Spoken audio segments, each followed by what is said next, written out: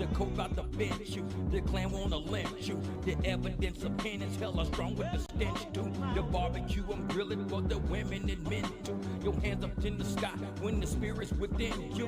And you just wanna give it to the Lord you done been through. The droughts that you went through, but you wanna win too. It's constantly getting you to the point of a sin too. You gotta get that paper in your pockets cause rent due. Cause even in Flint too, these criminals sprint through. The government bench you, see you on the bench dude. Now you at the barbecue, and I got a spot for you. So gon' bust a block or two.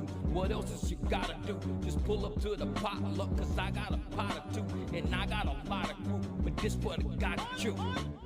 We the Gagachu. For all my people out there that's good morning, everybody. Welcome to the MicDrop mornings. I told you I'm gonna keep up with this, man. I'm gonna try to keep it up. It's hard to get up today. I mean, I was out late last night. I put a new compressor in the truck, and of course I had to do content about it. So I got that video dropped. I still got to work on a thumbnail. I just said, you know what? I'm gonna upload what I got. I'm tired. It's raining. I was so tired last night, but I got that done and out the way. And now here we are, up early. It's what, 7:37 here in the capital city of Phoenix right here. Hope you guys are enjoying your morning. Good morning, good morning. How are you, Miss Rose? What's up? What's up? I'm trying to get all this stuff together today. I'm kind of moving a little slow right now because the way I got things set up, I'm moving things around. But yeah, I got 2 clients back to back this morning. I got to be somewhere in a couple of hours. But I said, let me at least get online to say what's up to everybody. I will do that. Get online. It's not going to be a really long live stream, but at least I'm here. If I say I'm going to show up, I'm going to do my best to show up. And I was like, you know what? I think I want to make breakfast. And I was like, nah, let's just do a live. Let's get on for about an hour. You know, wish everybody a great day. It's August the 13th. Hopefully everybody's out there making money, getting jobs, working jobs, trying to get promotion at jobs. Because you know how it is when you get a promotion. Hopefully you ready for it, man. We was cracking up yesterday about that. But let me know if this microphone is coming in clear. I actually did make sure I had it turned on today because you know how I am. I get up and I just get going. I don't even check. I'm like, yeah. What's up? Good morning. What's up, Miss Boogie TV? What's up? What's up? Oh, yeah. You're here in the live stream this morning. You are here in the live stream. This is how we're going to do it. And I'm telling you, man, it's so much going on YouTube. It's so funny. I mean, because I go through a lot of different niches. That's what people know about my channel. I go through about 4 or 5 niches on my channel, and it is like, it's so much. I was up because I was working on my truck last night. So I'm playing, I'm playing videos as I work, and I'm doing long content. So I'm listening to this video about this couple getting evicted and squatters, people just moving in people's places and just not leaving. Airbnbs, they go to rent the Airbnb and they don't leave. They just never leave. And they think that they're entitled to these people's houses.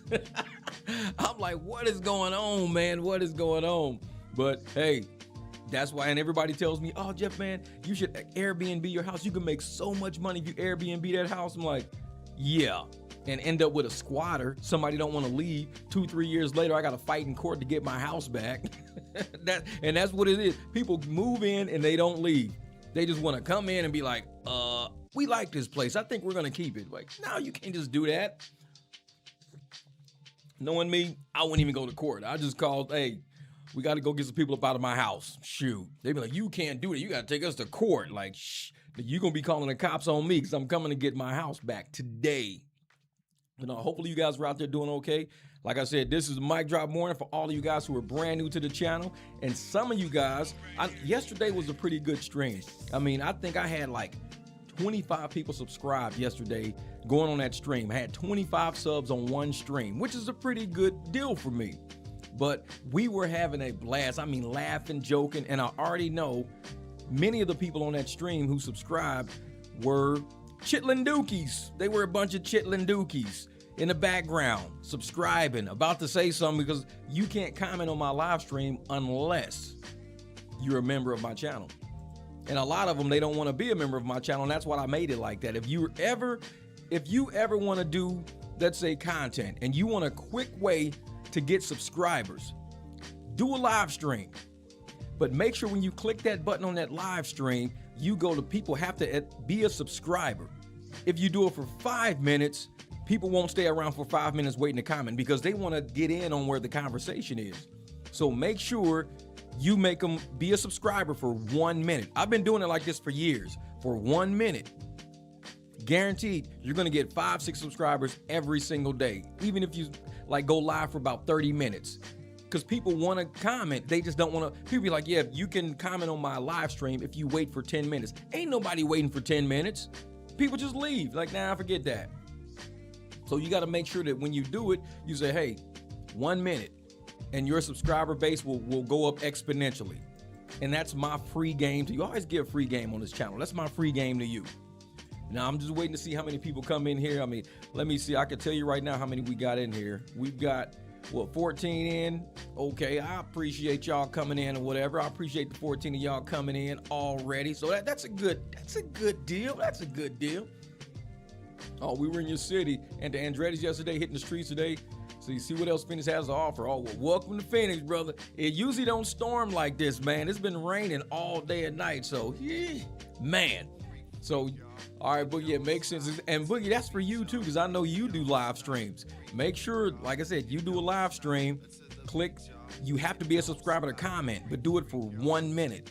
Because that gives people go, okay, I could wait a minute. That ain't bad. A minute's not bad. But I see people doing, you have to be a subscriber for at least 10 minutes. Ain't nobody sitting around for 10 minutes.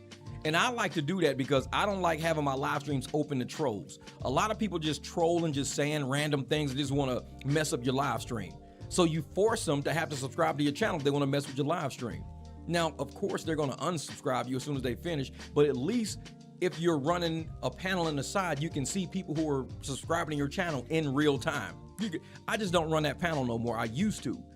And I used to sit and look at all the people subscribing as I'm on the live stream because the name will pop up. It'll say subscribed as of today. And you'll have a lot of people who are subscribed as of today, just all in the panel. And it's like, nah. After a while, because I kind of understood what was going on, I'm like, yeah, I'm not running that panel no more. I just make them subscribe. But, and you know how the YouTube guidelines now, people are saying, well, there's no way I can get 8,000 watch hours. I'm not going to be able to do it. It's not that hard to do. And I know people are freaking out about the 8,000 watch hours. You can do 8,000 watch hours in a month. So you can basically get monetized within 1 month. All you gotta do is a live stream. Each live stream you do is gonna get you about 200 watch hours depending on how long you do. So if you do 200 watch hours, you need 8,000 hours. That's like 40 live streams. So if you do 2 live streams a day, that's 20 days. So just do a morning live stream, do a night live stream. In the first 8, you get your 8,000 hours in 1 month and you'll be good to go. That's why I see all of this stuff. Most people who want to be content creators are lazy. I get a lot of that in my news feed too.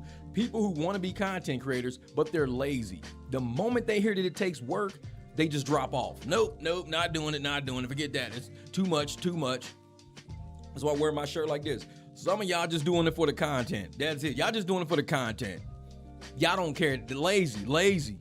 Me, like I said, I recorded my repair that I did to the truck and everything. I put all my car repairs online because it not only helps me keep track of what repairs I've done on my vehicles, but it teaches other people how to do the same thing. And I do it the easy way. If you look at my car repair videos, I make it so easy. Somebody commented on my Hydro Boost video this morning. People comment on my repairs every day, but this morning was the Hydro Boost. And it was a guy saying that he was not mechanically inclined, but he appreciated the video. Let me see if I can go find it here. The video might hiccup a little bit. It says, hey, Dontay said, if you need any more work done on your home or vehicles, just email him or Mr. Tom. Yeah, right. This fool saying some girls may subscribe just because they're obsessed. That part. Yep, just so they can get notifications of when you dropping videos and all that. They're nuts. People are nuts. But yeah, that Dontay, man, he was walking through the thing talking about some damn if I can what did he say? Something about I'm supposed to be do mechanics. I was like, you don't do mechanics. You do repairs. That's what we do. We do repairs. We work on cars. I hate when it does this. We work on cars. That's what we do. We don't do mechanics. Here we go. Let me open this real quick. Let me open this panel real quick. All right. Where's my thing at? Where's my, oh, here we go. It's right here. Come on, thing. Come on, thing. Open up. Open up. Yeah, here we go. So, and this is what I do sometimes. I'm gonna move this over here so you guys can see what I'm talking about. Hold up for a second. Let me try something real quick. I'm moving panels around right now as I'm chatting with you guys because I want you guys to see, like, and this is what I do. Like, let's transition out of this. So this is what I do. So this here is a comment I got first thing this morning, and it said, "Thank you for making this video. I'm very mechanically inclined, but never encountered a hydro boost. So I had my hesitations, but this gave me the confidence to do it. Thank you." That's why I drop my videos. I do a lot of, and that's the hydro boost I did on the Escalade years ago. So the videos I do are called evergreen content. When you do something that fixes a problem, it stays in the algorithm forever because people go to search engines to fix problems. So I put my repairs on YouTube. They end up in the Google search. And the best thing to do is to leave it there. Don't keep changing the title. Don't keep changing the thumbnail over and over. Just leave it where it is, and it's gonna always sit in that algorithm, in that search engine in Google. Like, people find my videos through Yahoo and Google search. It's not always on YouTube. So that's my evergreen content. I just leave it there. I don't mess with it. My mechanic videos every day, just constantly. And I chat with these people. We're mechanics. So we chat with back and forth about different repairs that I do. But that's what, if you want to do a YouTube video, you're going to be doing old video. Your old videos are going to be getting just as much traction as your new videos. So I stay busy with a lot of videos that I've done 2, 3, 4 years ago because people are saying, "Man, I need to work on my car." And they look, and sure enough, my video pops up. That's the cool part of doing evergreen content. It's like it truly never gets old. It always stays fresh on my mind, the content, the repair, the way I chat with people online, and they do it all the time. And this is my morning game to people out there who want to be, YouTubers. Do something that always gets traction. These repairs always get traction. So today I dropped my Expedition repair. I'll leave it sitting online. It could go up to I've seen repair videos in the millions, 1.6 million views in 3 years. That's crazy. 458,000 views in like the first 9 months. That's what repair videos do. So I tend to drop repair videos a lot just because I'm like, well, if somebody wants to take a look at it, at least it's there. It's like, just post it and walk off. Don't even care. And a lot of these chicken dookies out there where, you're not getting a lot of views. I don't see a lot of people in. Well, it's not in your algorithm. That's the mechanic algorithm. That's for us. And if you go look at mechanic videos, man, you see videos in 2 million views on it. Because that's for everybody around the world who wants to work on that vehicle. Billions of people go into search engines and your video might pop up. So any evergreen video, something that helps people fix something, that video might go viral without you even trying to make it go viral. It just sits there in the algorithm. One day it might have like 1,000 views. The next day you look, it's like 19,000 views. You're like, what happened? Somehow it got in the search engine at the top. The one I uploaded this morning or last night, I didn't do any back end to it. I just uploaded it and just walked off. Like, I'll deal with it later. I'll do the back end on it later. I'm not even worried about it. I was so tired because it rained and made me take a break. And I was like, man, it was storming last night, so I couldn't just do the repair flat out. But that's my game for anybody out there who wants to create, content and stuff like that. So, oh yeah. Says, yes, sir. Can't wait to start buying and selling these cars, man. I'm getting to try and change my own oil as well. That's how you do it, bro. That's how you do it, man. You got to start somewhere. And go through Craigslist. If you got Craigslist in your city, go through Craigslist and see who's giving cars up, who don't want vehicles and stuff like that. Because a lot of people out there, just $800, you can come take this car. And a car might be worth $4,000 or $5,000. $800. So what you do, $800, you get it towed to your house, pay, $50, $60, $75, get it towed to your house. So now y'all up to $900. Look at it, see what the problem is, get online, order parts, $400 or $500 worth of parts, you're up to like $1,300, $1,400. Work on the car, get it running, drive it for like about, 3-4 days, make sure it's okay. Throw it online for $4 or $5 grand. If you can sell it for $4 and you only put in $1,400, you just made $3,600 profit right there. You're like, dude, I just made, $2,600. I just made $2,600 profit in 1 week just from buying a car, getting it sent to my house, doing the repair, driving it for a week to make sure everything was okay, and just selling it. That's how people make money all the time. Some people just sell things cheap because they don't want to be bothered with it. Come take this car, man, $800, but they know it's worth $4 or $5 grand. Man, just come take it. Get out of my sight, man. Give me $800, you can have it.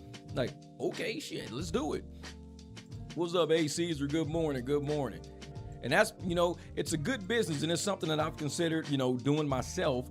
But with as busy as I am with my clients and everything, man, it's just not for me. I would do somebody else. If somebody else was like, hey, man, I'm going to use you to work on cars for me, I'd sporadically do it. But with me being so busy, yeah, that'll be a hard business for me. But, because I really take pride in my work. I'm not somebody who's going to throw a rug over some moldy ass carpets and called it magic. We was dying yesterday with that magic mold. I'm going to throw a rug over these moldy ass carpets. Look at that. I did amazing, huh? It's like putting Armor All on a piece. It's like I can't see being that lazy in my life. I just can't see being that lazy. And it's so funny because people are like that and they embrace it. Man, I never thought about that, bro. Just putting the rug over some shitty car. Man, you were a genius. Like, okay. And you just gotta laugh at stuff like that. You gotta laugh because there's so many people out there who really think they're getting over. It's like, man, that shit is funny. What's up, Miss Diane Johnson? Welcome to the barbecue. Good morning, good morning. Let's see how many we rocking with already. Man, okay, I see y'all up in here today. I see us in here today. Thank y'all for coming to the barbecue. Like I said, it's not going to be a very long one, but we're going to chat a little bit, see if we can get our day started, get them engines going so we can all go out and make money. Like I said, I got a couple of clients already today. I'll probably make about $300 a day off 2 clients and basically call it a day. That's usually how my day goes. I don't make a lot of money, on my easy days, on my hard grinding out days. Yeah. But luckily, I bought that BMW because I could have used my little orange BMW because everybody know I buy cars and I use them for work. So I could be using my orange BMW, but I've been using that for like me running errands and shit. So I run errands in my orange Beamer, I park it. Because you don't want to keep driving cars all the time and getting them dirty because you got to keep cleaning them. But the white one has been coming in handy because the Expedition, the AC went out a couple of weeks ago, so I replaced it with a clutch. Drove it for a couple of days, didn't like the way it was smelling. Like you could smell electricity a little bit, like it was working too hard. So I just parked it again, and I've been using the BMW. So that BMW that I bought, it's not even supposed to be in service right now as far as me doing work. That thing has made me a ton of money in the past few weeks just using it because the Expedition was down. And that's how I do. I'm an investor. I invest money into making money back. So let's say you find a car for $3,000, $4,000, but you can make $20,000 a year driving it around. Then that's a good $3,000, $4,000 you spent to get that car. Because you're going to make 20 G's. I mean, that's less than $2,000 a month. Anybody can make $1,500 a month. $1,500 a month, you can make that in a day. You can make it in 2 days really easy. 3 days, super easy. A week, you can make $1,500. And that car is what's going to keep you paying your bills and doing everything else. So it's an investment thing. To me, it's an investment. And you see a lot of people out there don't understand that, and they spend too much to where they can't really invest their money. Don't be so caught on spending money to keep up with the Jones. You see what everybody's doing on Facebook, so you spend your money to keep up with them. And I had this conversation yesterday with Candace. I was out getting another HVAC fan motor for the one up on the roof or whatever. So as I was chatting with her, we were talking about people, how they spend so much money on Facebook and all these places, on restaurants, trying to make themselves look like they're living this great life. And they're so deep in debt and they're so stressed out. But on camera, they're smiling and laughing. On camera, they look amazing. They got all their makeup on. Everything's great. Everything's amazing. They look like they're living life. The moment that camera goes off, they're back in that hole again. They're back to thinking, what can I do to do content to screw people over to make them think that I'm doing well so they can either, super chat me or super thank me or watch my videos. But their life sucks. And that's why I wear this shirt. Some of them do it for the content. Because it's people out there who truly live for the internet. And it's sad that they don't have a life outside of the internet to where they wake up in the morning, the first thing they think about is views. I gotta get views, I gotta get views, I gotta get views. Like I told y'all, I drop a video and I just put it on my channel. I'll go back and work on it later. I'm not trying to drop viral videos every day. I drop informative videos that one day it'll get views and people will look at it. And I just showed you how my repair videos go. They always get views all the time. So imagine if I've got, let's say, 100 repair videos that are high level repairs, 100. And every day it's 1,000 views on the videos. Each video gets 1,000 views. That's 100,000 views a day on high demand repairs. So you can get 1,000 views a day on 100 videos across your platform. That's 100,000 views a day. It's not a bad day. So you just drop stuff and just leave it there and don't worry about it. Don't be so hung up on, I need views, I need views. Live your life. Enjoy your life. Don't get caught up in this social media thing to the point where your social media life is looks a lot better than your reality. I got videos talking about that too.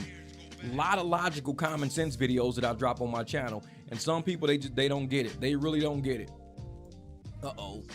So here we go. Yes, real life. Real life. It was that Dontay subs are roasting him on his last video. Yeah, and I'm telling you, man, Dontay's... Dude, I keep telling y'all, man. I keep telling y'all about that dude. And other channels, a lot of channels are calling it out too. But, and I'm okay with being called a hater. That shit don't bother me. I've been called worse. I've been called the N-word down south by the most racist rednecks ever in like the 6th and 7th and 8th grade. So somebody calling me a hater in 2026 is like hilarious. It's like, okay, whatever. You're a hater. Okay, I'll be that. Whatever.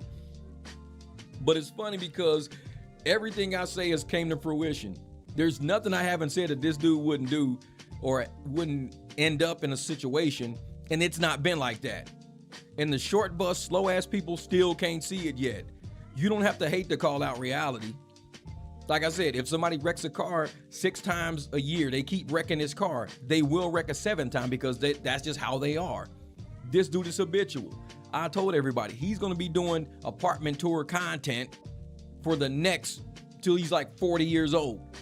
I'm gonna watch me do this. I'm gonna live in this apartment.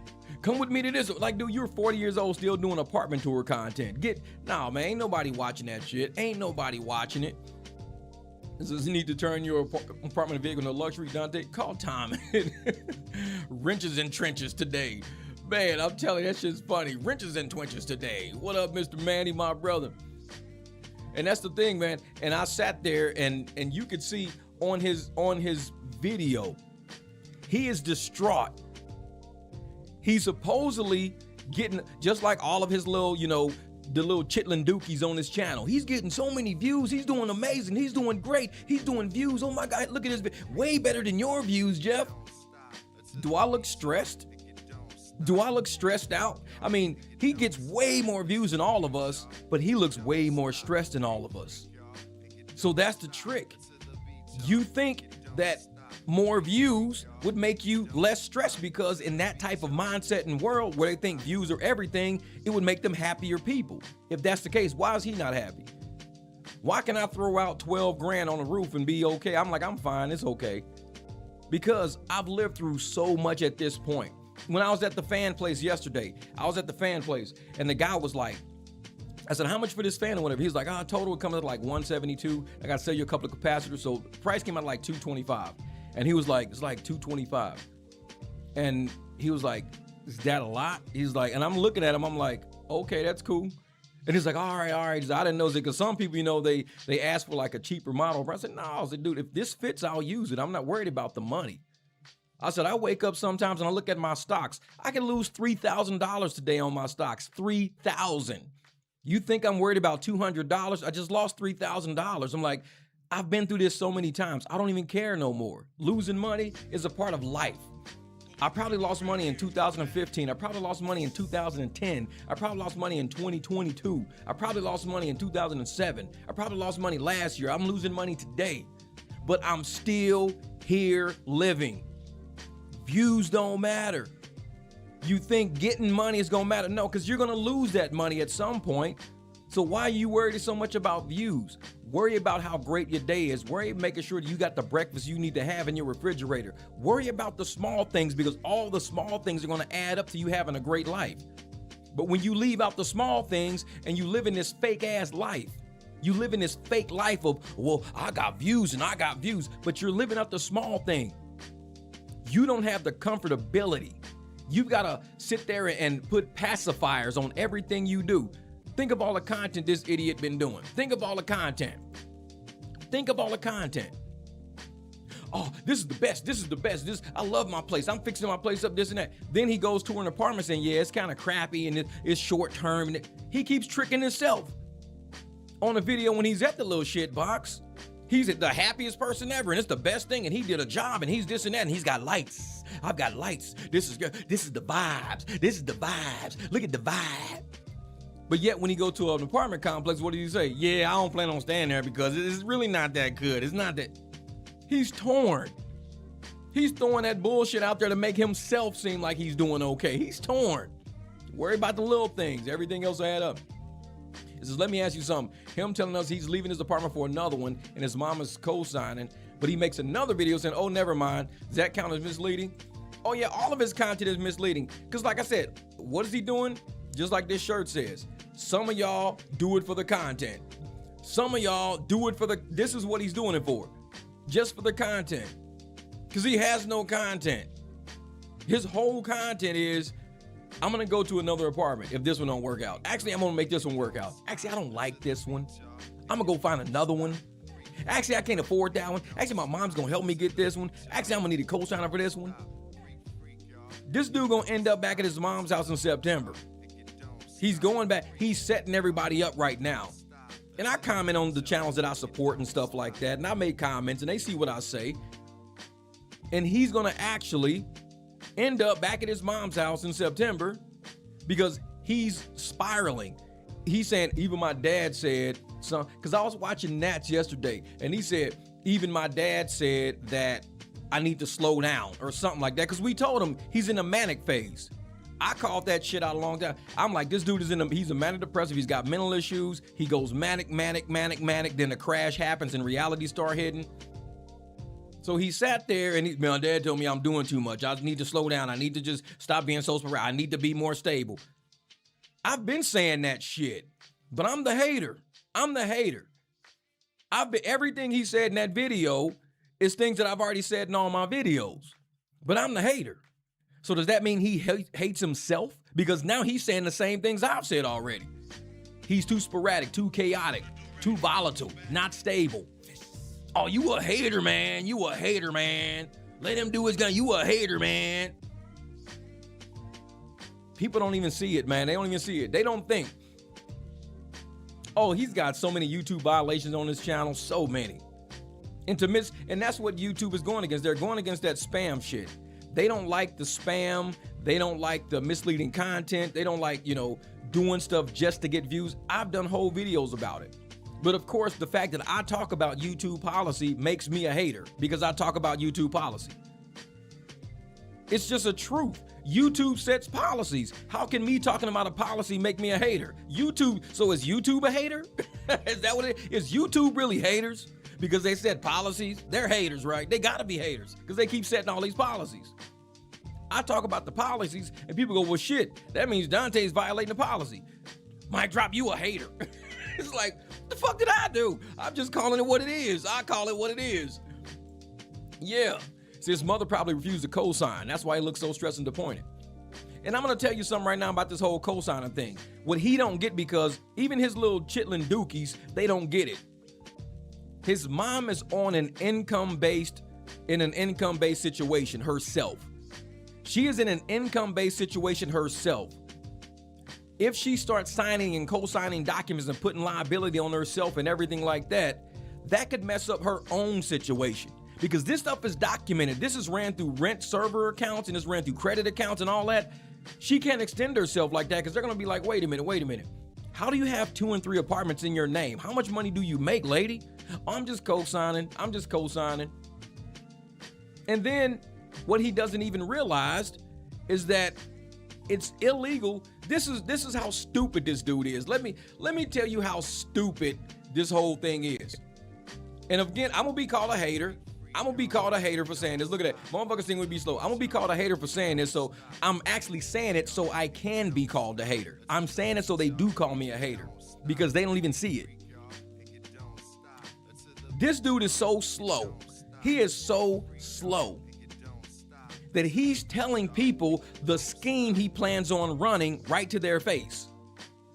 He goes into the apartment. The lady says, we can't give it to you because your credit score is too low, your situation, you owe apartments, you this and that. And he, standing right in front of this lady, says, well, my mom can rent the apartment and I'll just be an occupant there. His mom will never occupy it. You're basically subletting the apartment. You're telling this lady to her face, I'm gonna sublet the unit. I'll just have my mom rent it and I'll pay for it. That's called subletting. If you look at a lot of lease contracts, it is against subletting. You can't lease an apartment in your name, but have somebody else living there and paying the rent. That's called subletting. Look up sublet. And this is for the chitlin dookies who are so slow in the brain. Look up subletting. You cannot do it. So for him to sit in that lady's face and to go, well, if I can't do it, I'm gonna get my mom to do it. If I can't do it, I'll just let my mom do it. That's like going to a rental car place. And the rental car place says, well, we can't rent you a car because your driving record. Your driving record shows us that you've wrecked a couple of rental cars and you've done this and that, so we can't rent you a car. That's what it's saying. We can't rent you a car. And you stand right there at the rental counter. This is how slow these motherfuckers is. You stand right there at the rental counter and go, well, if you can't rent me a car because my driving record says I can't rent one of this and that, I'm gonna have my mama come down here and rent one and I'll just get the car from her. The dude will be like, do you know how stupid you sound? You just basically told us the scheme. You stood right here in my face and told us, since you won't rent me a car because I don't qualify for your car rental places, I've wrecked 3 or 4 rental cars and I'm like in court over some rental cars I wrecked, and I'm telling you to your face, oh, I'll just send my mama down here and she can rent a car from y'all and she can just give me the car keys across the street. And then, can we do that? Can me and my mama do that? You think the dude gonna be like, yeah, you could do that. Sure, you could do that. Have her come on down. Have her rent a car. Go across the street and swear. He gonna be like, I can't advise you to do that. We's not supposed to even be renting you a car, so why would I be telling you to scheme us? This is how slow they ass is. This is how slow they are, man. He sat there and told that lady, oh, well, since y'all won't rent to me because my credit is messed up and I owe other apartments and everything else, I'll just have my mama rent one and pretend that she gonna live here, but instead I'll live here. She'll just put me as an occupant. I'll be paying the rent. Most likely I'll stop. It'll go on my mama credit for non-payment of rent because she ain't never lived there anyway. So now she got a non-payment of rent on her account. Where she lives is gonna find out she's got non-payment of rent on a rental account that's current. They gonna call her up. Hey, you rent with us.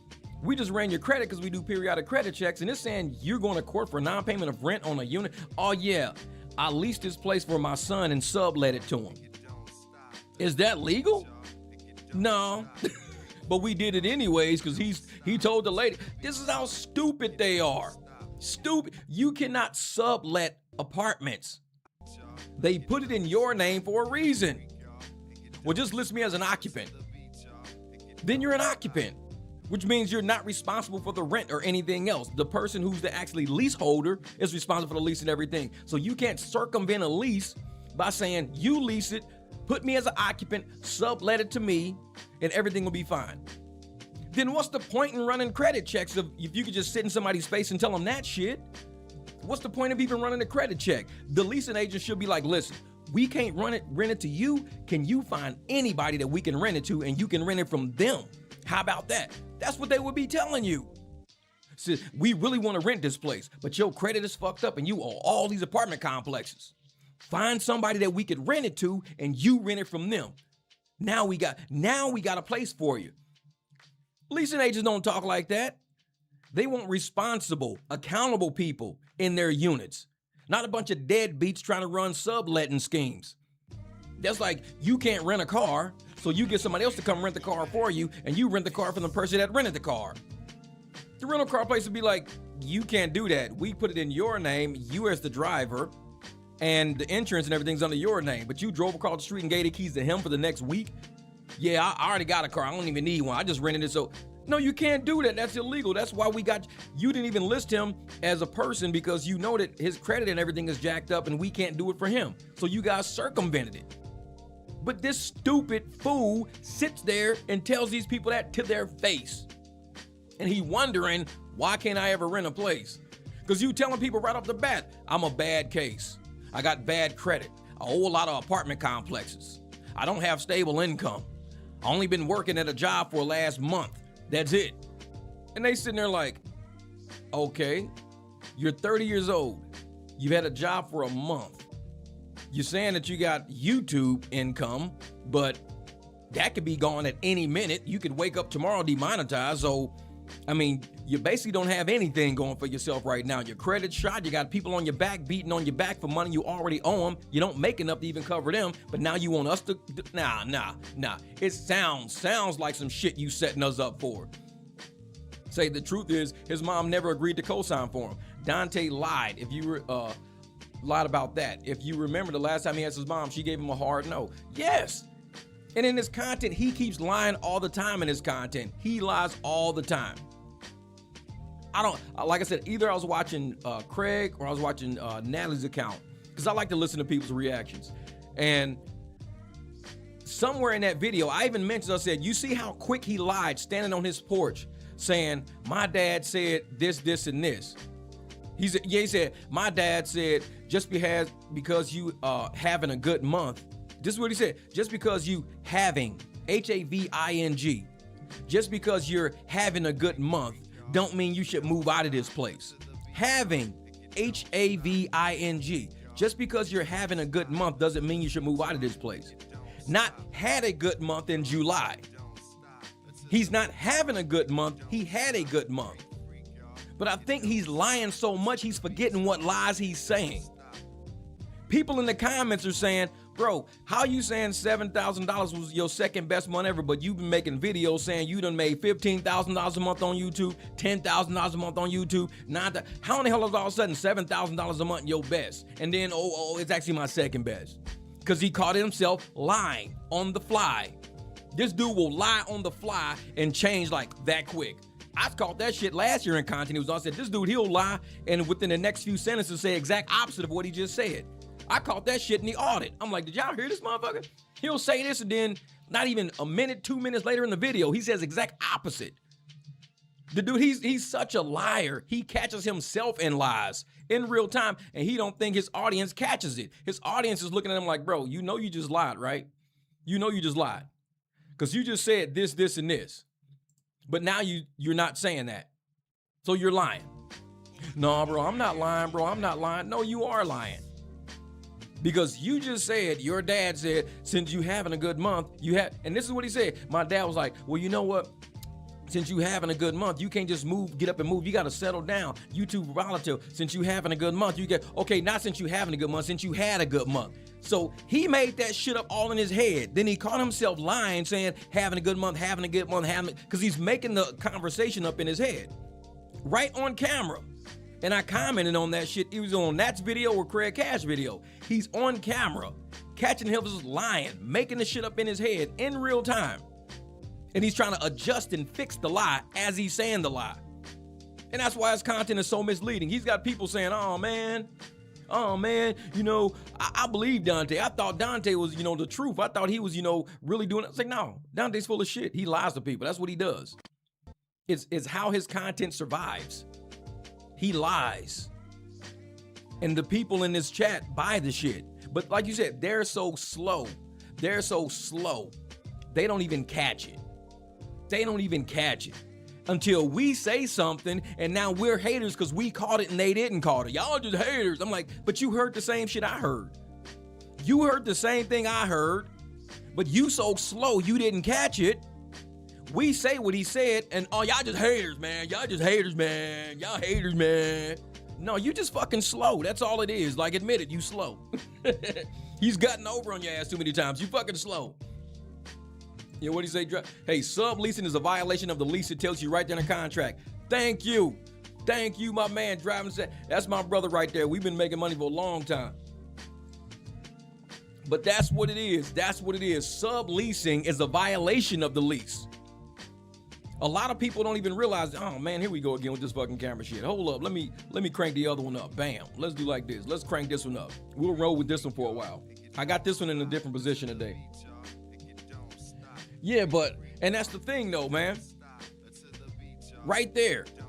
You're sitting there knowing damn well that he's subletting. He's subletting. Not realize, even the people in his comments are slow and stupid and not catching the fact that he's telling this lady right to her face. I plan on circumventing this. This is what I plan on doing. I'm going to act like I'm going to lease from you, but really, I'm going to lease it from my mom. I'm going to act like that I'm going to rent from you, but I'm going to have my mom come down, get a contract with you guys. I'm going to actually have her just put me as an occupant so I can legally be in the apartment. She's going to go back, live at her place, and I'm going to live here and just pay the rent. And y'all going to think she's paying the rent. He's telling this to the lady to her face. This is how slow this dude is. You basically just told this lady your whole scam. That's like me going to a bank and saying, okay, since you guys won't give me a loan, I'm going to go outside. I'm going to talk to this dude out there. He going to get the loan. And then I'm going to end up getting it from, they'll be like, okay, so you're basically running a scam on us, running a scheme on us because we won't do business with you. So you're going to try to do it with somebody else. If you go get, and people got caught doing this shit. They would go try to get an automotive loan. They couldn't get an automotive loan. So the people on YouTube was telling them, when you get the loan, we'll take the money. I'll give you this % of it just because I did it in your name. Then I'll use the money to invest it or do something else. You can't use an auto loan to go and invest money in something else. If the bank gives you $25,000 for an auto, and they got the VIN number and everything right there, the bank gave you that money for an auto. It's an automotive loan. It's not a personal loan. It's not an investment loan. It's not a construction loan. It's an auto loan. So you can't take the money, go run somewhere, try to cash a check, get the 25 grand, get this person 10% of the 25 grand, because the bank's going to be like, okay, where's the car at? That was the collateral. Oh, I used the money for something else. Also, you ran a scheme on us. You got an automotive because we wouldn't give you a personal loan. You went and got an auto loan because it's got collateral with it, and you just used the money for something. Yeah, that's a scheme. Same scheme as people walking into the store trying to buy alcohol. Can I see some ID? Shit, I'm only 19. And you tell the cash register, listen, I'm only 19, so I legally can't buy this alcohol. And you're telling this to the cashier, I legally can't buy this alcohol. But what I can do is get that guy out in the parking lot to buy it for me, because he's 21. He's at least 21. He's got gray hair. Dude's probably in his 40s. So you won't sell me the alcohol, but guess what? I'm finna go out here and send him in. So let me leave the alcohol right here on the counter. He's gonna come in and buy it, and he's gonna give it to me at my car.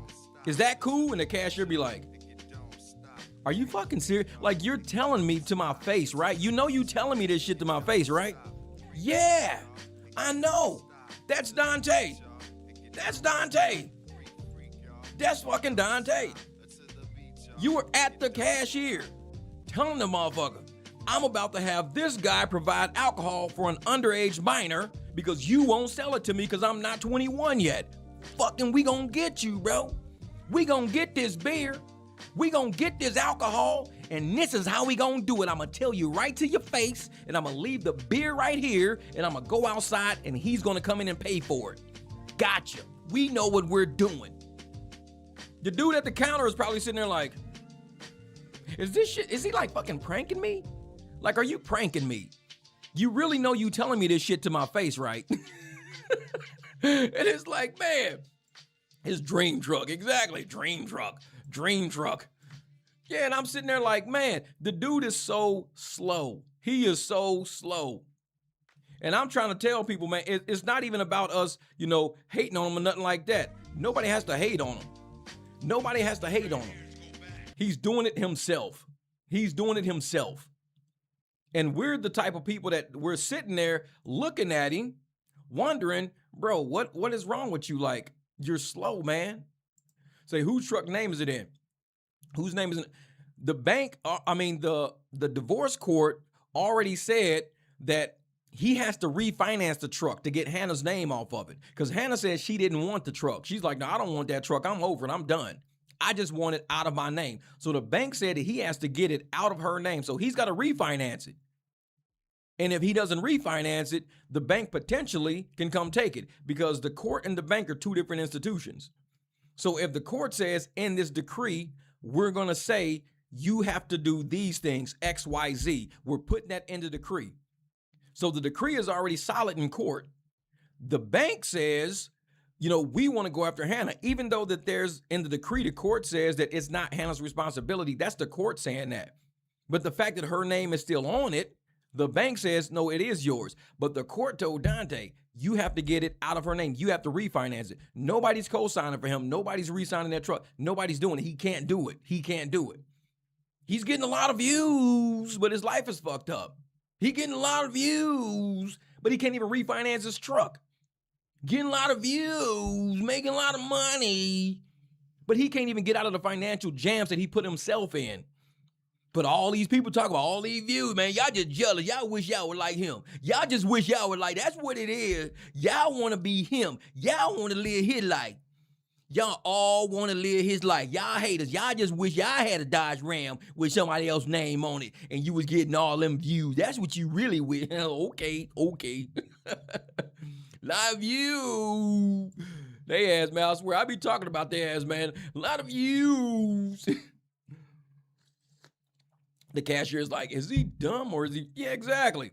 Cashier be like, okay, this shit's got to be, you're kidding with me. You're kidding me. Like, you're pranking me, right? You got to be pranking me. To sit there and tell me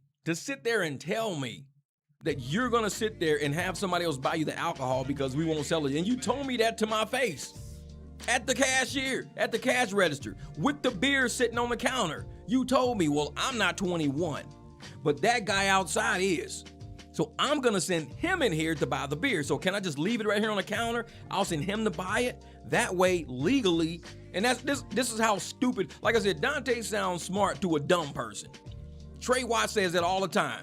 He's always, and now it makes so much sense. Ever since I met Trey last year, he says that shit in all of his live streams. Oh, Dontay sounds smart to a dumb nigga. He'll say that. And he do, because he'll be sitting there telling the cash red, like he acting like he's so smart, like he figured some shit out, like a light bulb came in his head. Oh, that's right. You can't sell it to me, right? Because I'm not 21. Shit. Since you can't sell it to me, this is what we gonna do. I'm gonna go outside and I'm gonna get this dude to buy it because he's 21 and he could just give it to me at the car. So legally, you selling it to him, and then he's giving it to me, so you don't even got to worry about it. So if that cashier willfully sells this dude beer, knowing exactly what you just told him is about to go down, the cashier is now on the hook for it, you idiot. This is how stupid the dude is. I'm gonna send my sister in to buy me a lottery ticket. So, and it's like, bro, you can't sit there and tell, when you running a scheme or a scam, you can't tell people you running the scheme and what the scheme is. That's how slow him and all these people are. Just super slow in the brain, super slow. And I keep forgetting he was married. Everybody does, because he is so volatile. It's like none of the shit he does is even serious. People forget a lot of shit. They forget, he did this. They forget he did that. People are like, oh, that's right. He did do that. I forgot all about that, because his life is so chaotic and a mess. But he get views. You just want his life because he get views. Like, okay. Smart ass. He get views. That's their whole thing. I be rolling laughing.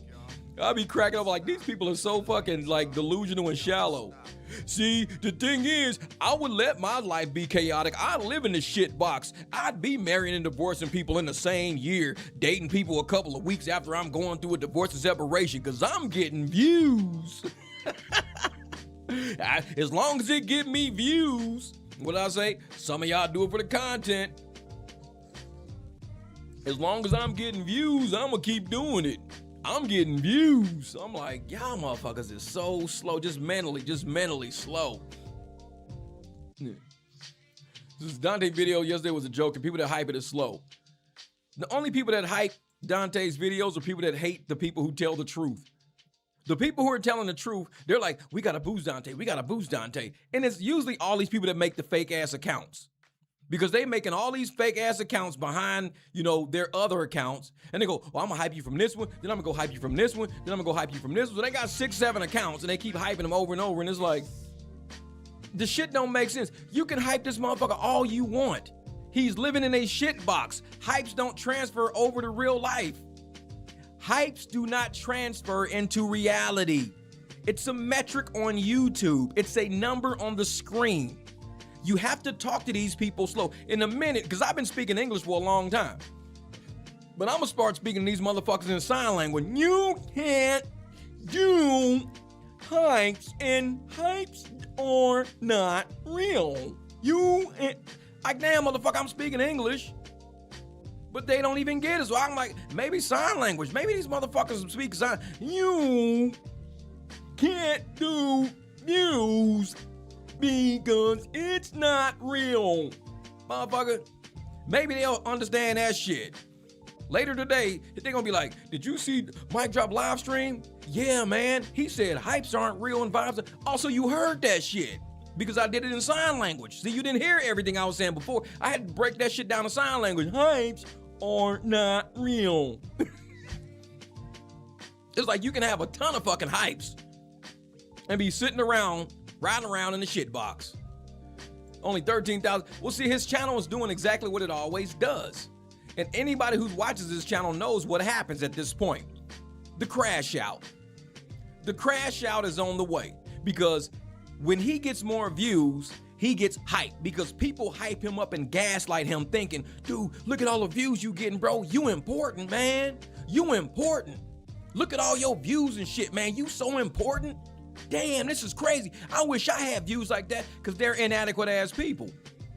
They don't ever say, I wish I had my life together. Most of them look at Dontay because their life is bad any fucking way. So they look at Dontay like, man, he give me hope. He give me inspiration. Now, why don't you go out and get a job so you can get your ass some money? Get off your ass thinking, well, if I just keep recording and uploading every day, I can end up like Dontay one day. Do you want to end up like Dontay one day? Think about it. Make sure you be careful what you fucking wish for. Do you want to be like Dontay one day? If I keep uploading, I could be like Dontay. I could be like Dontay if I just keep uploading.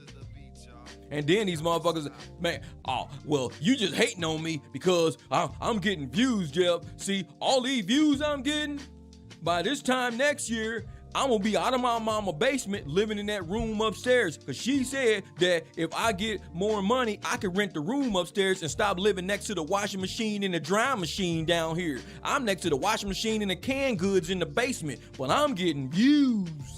After I get enough views and I'm going to get this YouTube money, man, I'm moving upstairs, Jeff. You just hating on me because you wish you was me. You wish you could move from where I'm at upstairs. You with your little funky ass swimming pool. Some girl yesterday was like, you act like you the only one with a swimming pool. And I'm like, what? I talk about my neighbor's pool. There's probably about 12 swimming pools in like maybe a 3-4 block radius of my house. It's about 12 swimming pools. This is a dozen pools. There's about a dozen pools in my neighborhood. We live in Arizona. Everybody's got a fucking pool. Everybody's got one. It's like living in Alaska and having a husky. Everybody's got a husky. It's fucking Alaska. Everybody's got pools. This is Arizona. So some girl, you act like you're the only one with a pool. That's her on that. And you act like you're the only one with the swimming pool. And you're better than us. I'm like, you idiot. You idiot. There's about a dozen pools. I talk about my neighbor's pool all the time. So if I'm the only one with a pool, and I think I'm the only one with a pool, why would I be talking about other pools in my neighborhood? Why would I be talking about my neighbor's swimming pool on videos? if I think I'm the only one with a pool. Hey everybody, this is MicDrop, the only one in the neighborhood with a pool. You think you're the only one with a swimming pool? Like, that's his motherfucking subscribers right there. You always talking about your pool. You think your pool is... I'm like, it's where we live. If you go into the mountains, everybody's got 4x4s. You know why? Because they live in the mountains, and you need a 4x4 in the mountains. You act like you're the only one with a 4x4. You act... That's his motherfucking subscribers talking like that. You act like you're the only one. No, I live in the mountains. We have 4x4s here. Everybody's got one. Well, you act like you're the only one that got... How is that? How is that? And I saw that comment and fell out. And then this is what cracks me up. So these people hate me, and they leave these long-ass fucking novels on my channel. I delete it. I love... It's like somebody writing a book and me just ripping a page up and throwing it in the trash can. That's what it feels like to me. They'll write a whole fucking book, and I'll get it up like... How long did it take you to write this book? Well, 4 or 5 months. Yeah, it's trash. Go another 4 or 5 months and go write another one, because that shit was garbage. You just threw my book away. Took me a long time to write that. I'm telling Dontay. It's like, okay. But that's what it is. They write all these motherfucking comments, be novels. You think you're the only one with a pool. You're a narcissist. I am a psychology major, and you're stupid, and I know I saw you in my textbook. You're stupid. Yeah, and Dontay's a psychology major at Detroit Mercy. That's a very expensive college. He said that. You probably at school right next to him. Sitting in class next to him. Dontay! He's like, huh? Because I'm speaking English, and these motherfuckers don't get it. I got to do sign language with these motherfuckers, man. I gotta do something. I know they hate you, Dontay. You be on their ass in the comments. You be on their ass. I know they're not tired of watching him and their show different apartments and watching people. Yeah, just wasting people fucking time. Like I said, imagine somebody going to car dealerships all the time. Just going to dealerships, acting like they're gonna buy a car for 3 years straight. 3 fucking years straight. You catching a bus. 3 years straight, you borrowing cars from friends and neighbors. Yeah, today I'm gonna borrow my cousin's car, and we finna go to this dealership because I saw a car online that I can afford. Okay, you've been doing this shit for 3 years, going to dealerships looking at cars you can afford. This is year 3 you're doing this shit. He's been doing it for 6, 7 years. And these people keep watching it. Oh, he might buy a car this time. He might buy a car. Let's look at the video, man. He might buy a car. He's going to another dealership, wasting more people's fucking time, ain't got the money, ain't got the credit. I can just get a cosigner. I can bring a cosigner and buy a car. You've been talking about a cosigner for 3 years straight and buying a car. This motherfucker been talking about cosigners for how long? But he keeps meeting these girls on Facebook Marketplace. Hey, you can move in with me. Can you cosign for an apartment? Wait a minute, how am I moving in with you, but I'm cosigning on a fucking apartment? Motherfucker, you moving in with me. Don't gaslight me. You moving in with me. You using me because you got shitty credit. So don't give me some shit about, yeah, you can live with me. You can come live with me. I'm the fucking person on the damn lease, not you. But dude, man, he's a window shopper. Looking at shit you know you can't buy. You a window shopper. But I got views. I got views. You a window shopper. Mad at me. And you know why? Whatever 50 be saying, that shit's funny as hell. I got views. And I'm like, man, these people are so damn slow. I believe it. Maybe I should do that. Maybe I should say that I'm gonna buy a car and for 3 years just drive around looking at cars. Cause see, when I said I was gonna buy a black truck, and this is why people don't believe shit I say. Like when I started YouTube, I had my Escalade that I've always had. That's my big truck. Always had that. Had it for what? This is 15 years now I've had it. That truck is 21 years old. I've had it for 15 out of the 21 years. Truck is amazing. Strong truck. Most of these motherfuckers' cars don't even last a year. I've had this for 15 years. Said I'm gonna go buy another car. Went out, bought a Jeep. Of course people don't think I'm gonna really buy it because they're used to people like Dontay. That's what they're used to. I'm driving a Jeep. I say, you know what? This Jeep is drinking a lot of gas. maybe I should go buy a car. I'm gonna go buy me a car. I'm probably gonna go buy me a BMW because this Jeep is killing me. You ain't really buying no car. You ain't buying no damn car because that's the shit they're used to. They're used to people saying, I'm gonna buy a car. And they don't buy it. They just keep talking shit online for year after year after year. I'm gonna do this, and they never do it. That's what these people are used to. They're used to Dontays in their world. They not used to people like us. We make them mad as hell because we really make moves. See, they get views, we make moves. That might be my next motherfucking shirt. You got views, I make moves. You make views, I make moves. I hate his new shirt. I hate his new shirt. He always trying to talk shit to everybody. Just telling the truth. That's it. I'm just telling you got views, we make moves. It's a big difference. Your shit's on the internet, our shit's in the real world. So, man, I left a comment that I can't blame content creators. Clown is clown. Damn, you can't come up with something else other than showing apartments? Yeah, exactly. I know Leo's so damn confused. Leo, that's like, imagine taking your kids around to different amusement parks and saying, yeah, we gonna get in Disneyland today. But all you're doing is going to the ticket booth, talking about ticket prices, talking about the rides, talking about how much fun it is, how much the hot dogs cost, how much the cotton candy costs, and you dragging your kids to all these different amusement parks that you really not going into. You just stand at the ticket gate talking about the amusement. The kid gonna be like, Dad, are we really gonna go to this amusement park? We done been to every amusement park in the area, at least 20 amusement parks, and we haven't been through a gate yet, Dad. Oh, well, we getting views on this, son. We getting views on this. We gonna go look at another amusement park later that's got a much bigger roller coaster. Amazing amusement park. The music is loud. The food is good. You can smell the food from the parking lot. Man, we might go to that amusement park. And you go and you tour the front gate and you talk about all the amenities on video and you and your son are right back to the fucking parking lot, get in the truck. Dad, how come we didn't go in there? That amusement park was fire. That amusement park was fire. How come we didn't go there? That was fire. I know, son, we just trying to get views. Right now, we just trying to get views. We really not trying to go to no amusement park for real. We just trying to get views. And this is what he's showing his kid. Just dragging his ass through life just for views. He ain't really going to this amusement park. He ain't really going to live in this apartment. He ain't really going to buy this car. He ain't really going to be at this job. Just walking around. This is the content them people watch. That's how slow they are. And I tell motherfuckers all the time, we may not get a lot of views over here, but you can never tell me that the shit that he's pulling, we do. We wouldn't do it. We wouldn't do it. Let me see something. I'm gonna see if this thing is changing right now because my camera. Ooh, yes, it's back. We're back. We're back and we're back. Wait a minute. Come on, thing. Come on.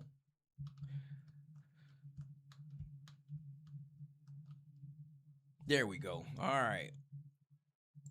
Close that one. Back to this one. Yeah, now we're back. Because see, sometimes these cameras heat up. And I got a separate fan running that big-ass camera, too. But it still does that. It still does it. But yeah, man. He's one of them people, man. He's sitting there. His kid is walking around, not knowing what the hell's going on in life. He thinks that this shit is normal life. He thinks this is normal life. Is he all moved in and sleeping there? He ain't there and sleeping in. I'm telling you, he's moving back in with his mom in September. If I'm going to rent a place, I'm living there because I need to live there. Why are you spending money renting a place, decorating the place, going through a place, but you won't stay there because there's not a stove there? You eat at the gas station any fucking way. What are you talking about? You need a stove. You eat at the gas station every day. You drink gas station coffee I can't stay here because it ain't no stove here. I need to cook some food. Since when? You eat at the gas station every fucking day. What are you talking about? I need a stove. I can't move in until I get my stove and my refrigerator.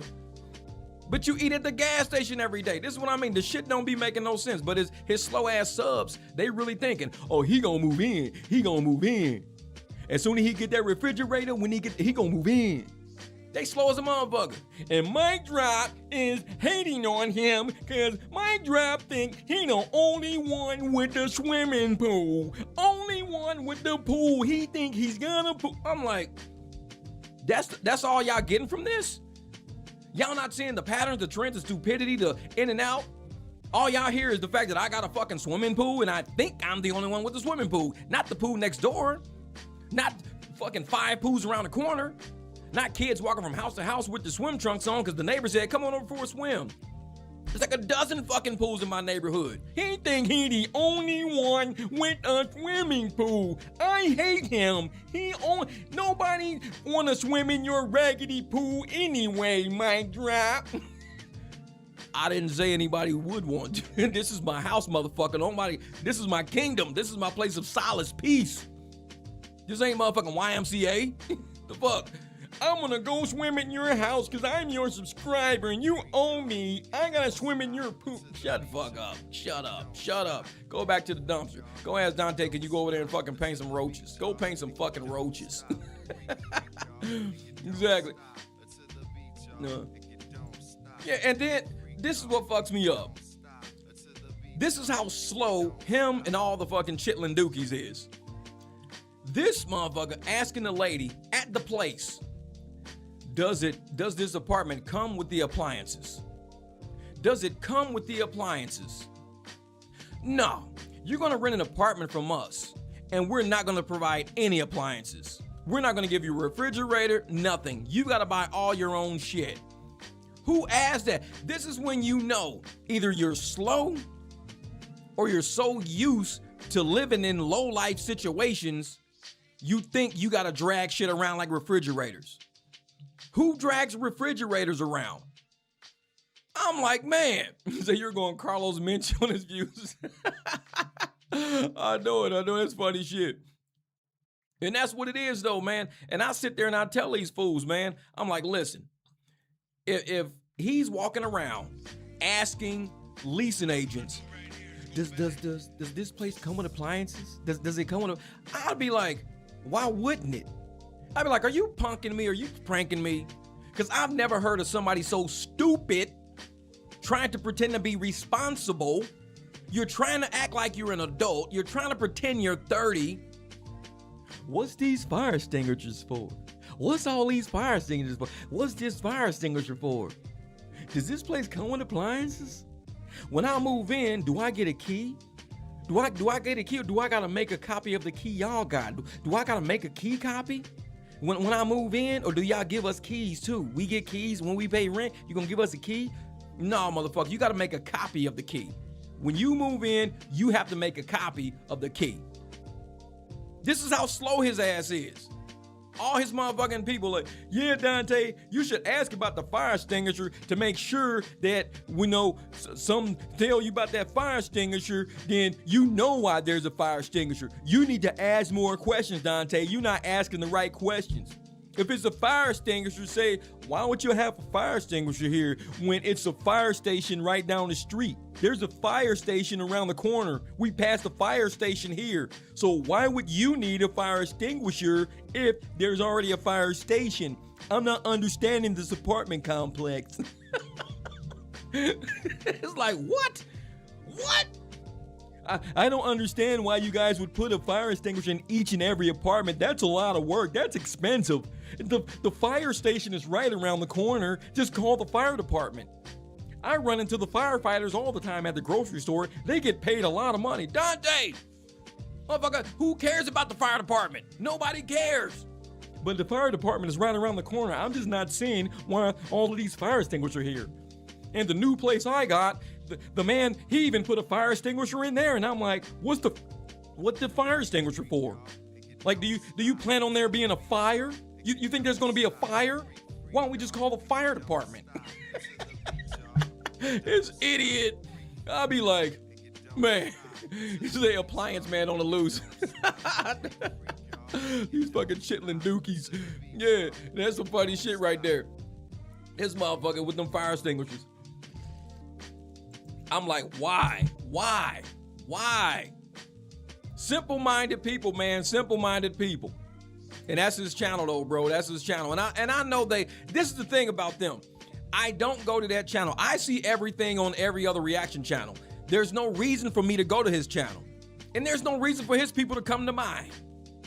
You can look at the video. I don't care. It's like, I don't think I have to go comment on his channel. Hey, man, you this and that, man. I don't have to comment on his channel. I got my own channel.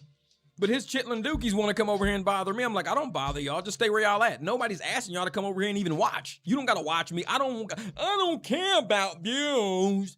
I got a swimming pool. And later, we're going to do aerobics in the pool with Margaret and Henrietta. We're going to do aerobics. You're not invited to my pool. We don't need no views. We got a pool. It's like, okay. Henrietta and Margaret are going to swim with me later today. Don't need no views. We got a pool.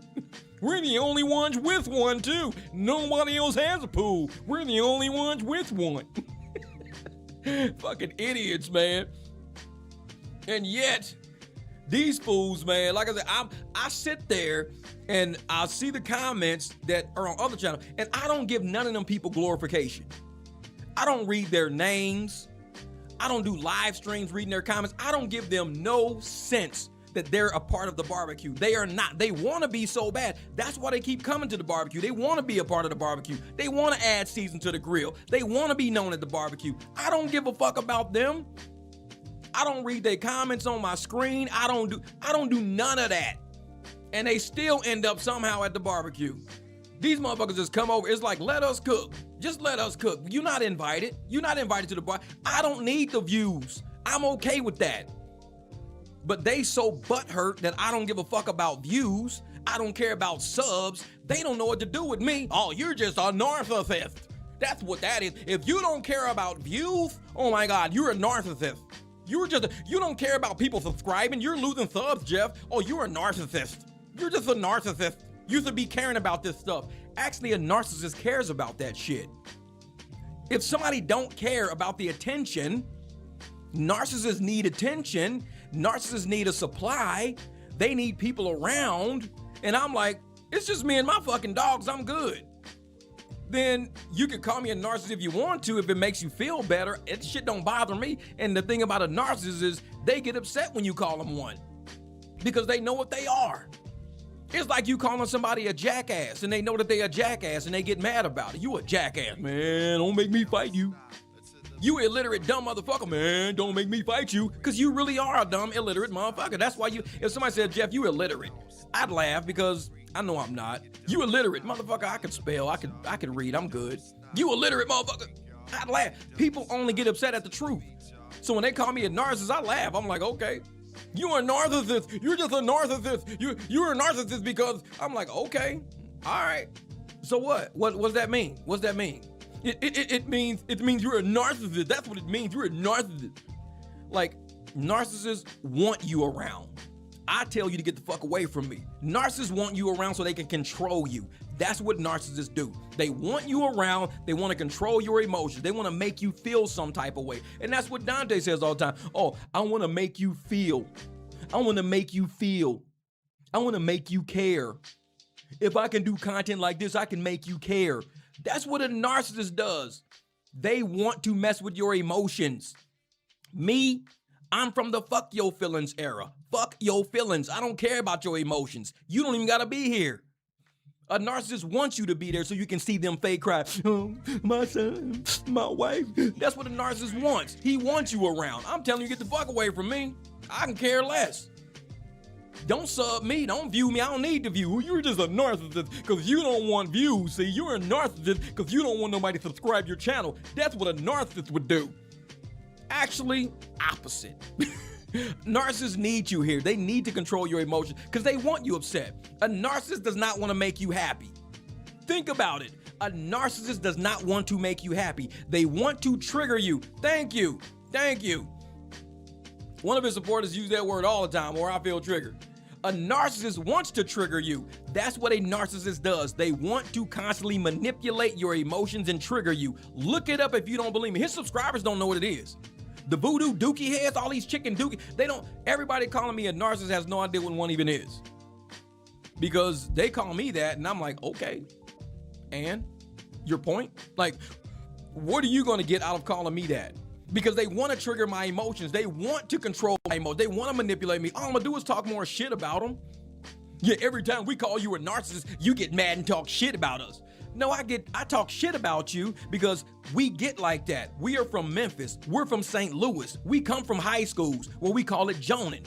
You get in the hallway, we talk shit back and forth. That's the era I'm from. So no, I don't get upset and, oh, since you talk about me, I'm mad. You call me a narcissist, I'm mad. No, that's just your cheap, weak way of trying to talk shit about me.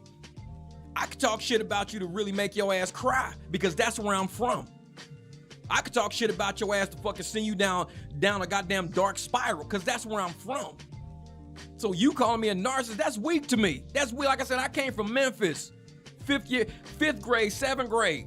Grown-ass men calling me the N-word and I'm just walking out of 7-Eleven. That's the era I'm from. Grown-ass men can't even fucking faze me. So if grown men can't faze me, who the hell are you? You ain't nobody. You don't even know where I'm from and what I've been through. He's a narcissist. He's a narcissist. Yeah, and that's the thing. He's a narcissist, and I'm gonna call him a narcissist. Don't you think he's a narcissist? Don't you think that I'm a narcissist? Yeah, okay. So what? Because a narcissist wants to upset you. A narcissist wants to trigger you and piss you off.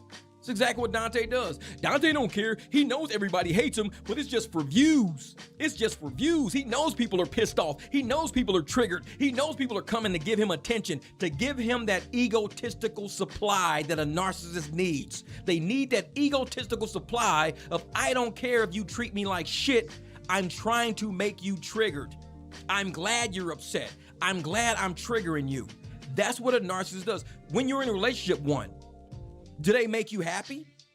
No, they don't make you happy. Narcissists make you upset on purpose.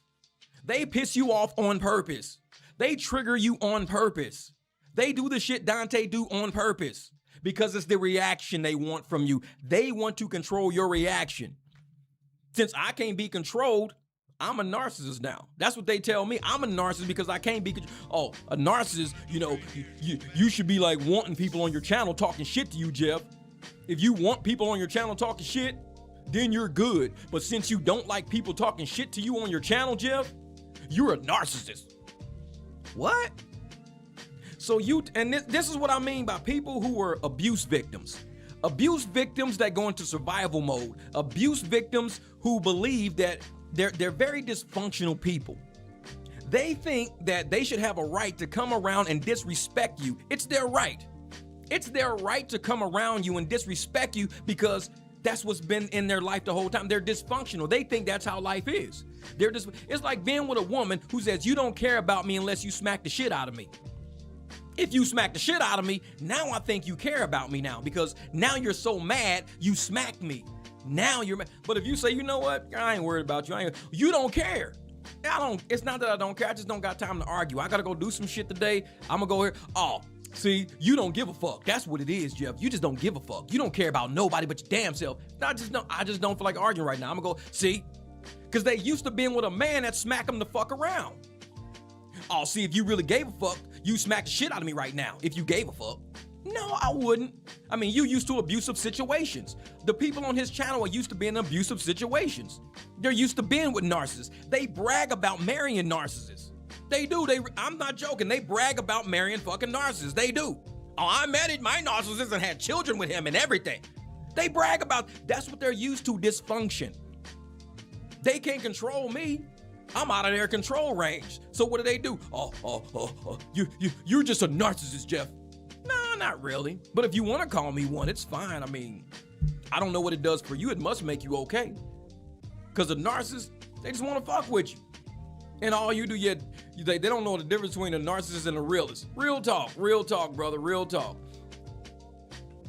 The police were all up and down the street yesterday. Yeah, exactly. And you heard them up all day.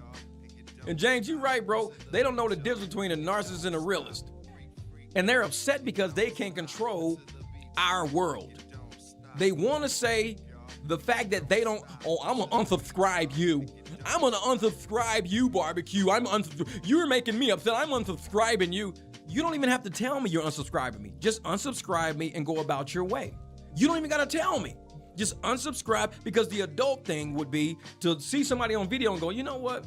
This ain't for me, man. I'm just unsubbing. That's the adult way to do it.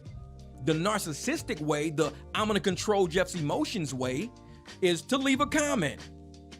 Oh, you're an asshole and you're this and you're this and you're this and you're this and you're not the only one with a swimming pool. I'm unsubscribing you. I'm leaving you. I'm unsubscribing. Okay. Why you type all that shit then just to say you're unsubscribing? Because all I'm gonna do is remove it. You ain't a part of the barbecue. Why you typing all this shit on my channel? You're not a part of this channel. Remove fucking, hide user, remove comment, hide user. You're not a part of the barbecue. What the fuck you leaving comments on my channel for? You could go anywhere you want on this planet. But a narcissist can't function like that. Narcissists always try to return so they can try to affect your emotions. They always come around you to control you. If they haven't talked to you in a couple of days, what's up, big head? If they ain't talked to you in a couple of weeks, how you doing? Because they need to be around you. They can't just say, you know what, I'm not dealing with that shit. You're normal. You're functioning. You say, I'm not contacting them. Like I said, if I was a narcissist, I'd be all over all of these fucking pages of all these people just to trigger them, to piss them off, because that's what they say Dontay do. He's doing it just to trigger y'all. He's doing it just to troll y'all. He's doing it just to get at y'all. He's doing it to control y'all emotion. Yeah, that's what narcissists tend to do. But once you understand what a narcissist is and you understand what you're looking at, you know they got mental fucking problems. You don't let it trigger you because you know they can't even control it. They're a narcissist. They can't control it. Even if he wanted to control and regulate his emotions and all his anger and his rage and his idiotic shit, he can't, because narcissists have no control over their DNA structure. When you're a controlled, easygoing, cool, chill person, you can call them whatever you want to call me, but you got to prove to people. Prove to me how somebody is a narcissist. I mean, you got the 9 signs of narcissism. You got them. All 9, you got them. But when somebody looks and says, man, I don't give a fuck about you, and they just hang up and go about their business, narcissists do not hang the phone up. Narcissists sit around and argue with you every day. Narcissists keep poking at you and poking at you and poking at you, and that's what they do because they want to control you. I'm gonna keep poking at them and poking at them and poking at them and poking at them and poke. That's what they do. Repeated shit to get at you. Why do you think Dontay's doing the shit he's doing? Repeated shit to get at you. That's what he does. That's what narcissists do. So he looks and sounds stupid when he say, you feel me? You feel me? You feel me? Maybe he's saying you filming. Like, are you recording me? You filming? You filming? You filming? See, the whole time you thought it was you feel me. No, he's asking if you're filming. Like, are you recording this? You filming? You filming? And now you understand what he's saying. Every time he say that, you filming? You filming? So they throw the term narcissist as a retaliate because they know they have nothing else. It's like a kid, you know, saying you are, but I know you are, but what am I? I know, that's why I laugh at that shit. They've been calling me that shit since they found my channel, and I'm still going up. A narcissist would be, and that's the thing, with a narcissist, it's easy to sidetrack them because a narcissist has to feel that they're in control of that situation. Even if that situation is negative, because most situations with narcissists are negative. They're not positive situations. So a narcissist has to maintain proximity close to you because they need to control you, control your emotion, they need to be around you, even if it's a negative thing.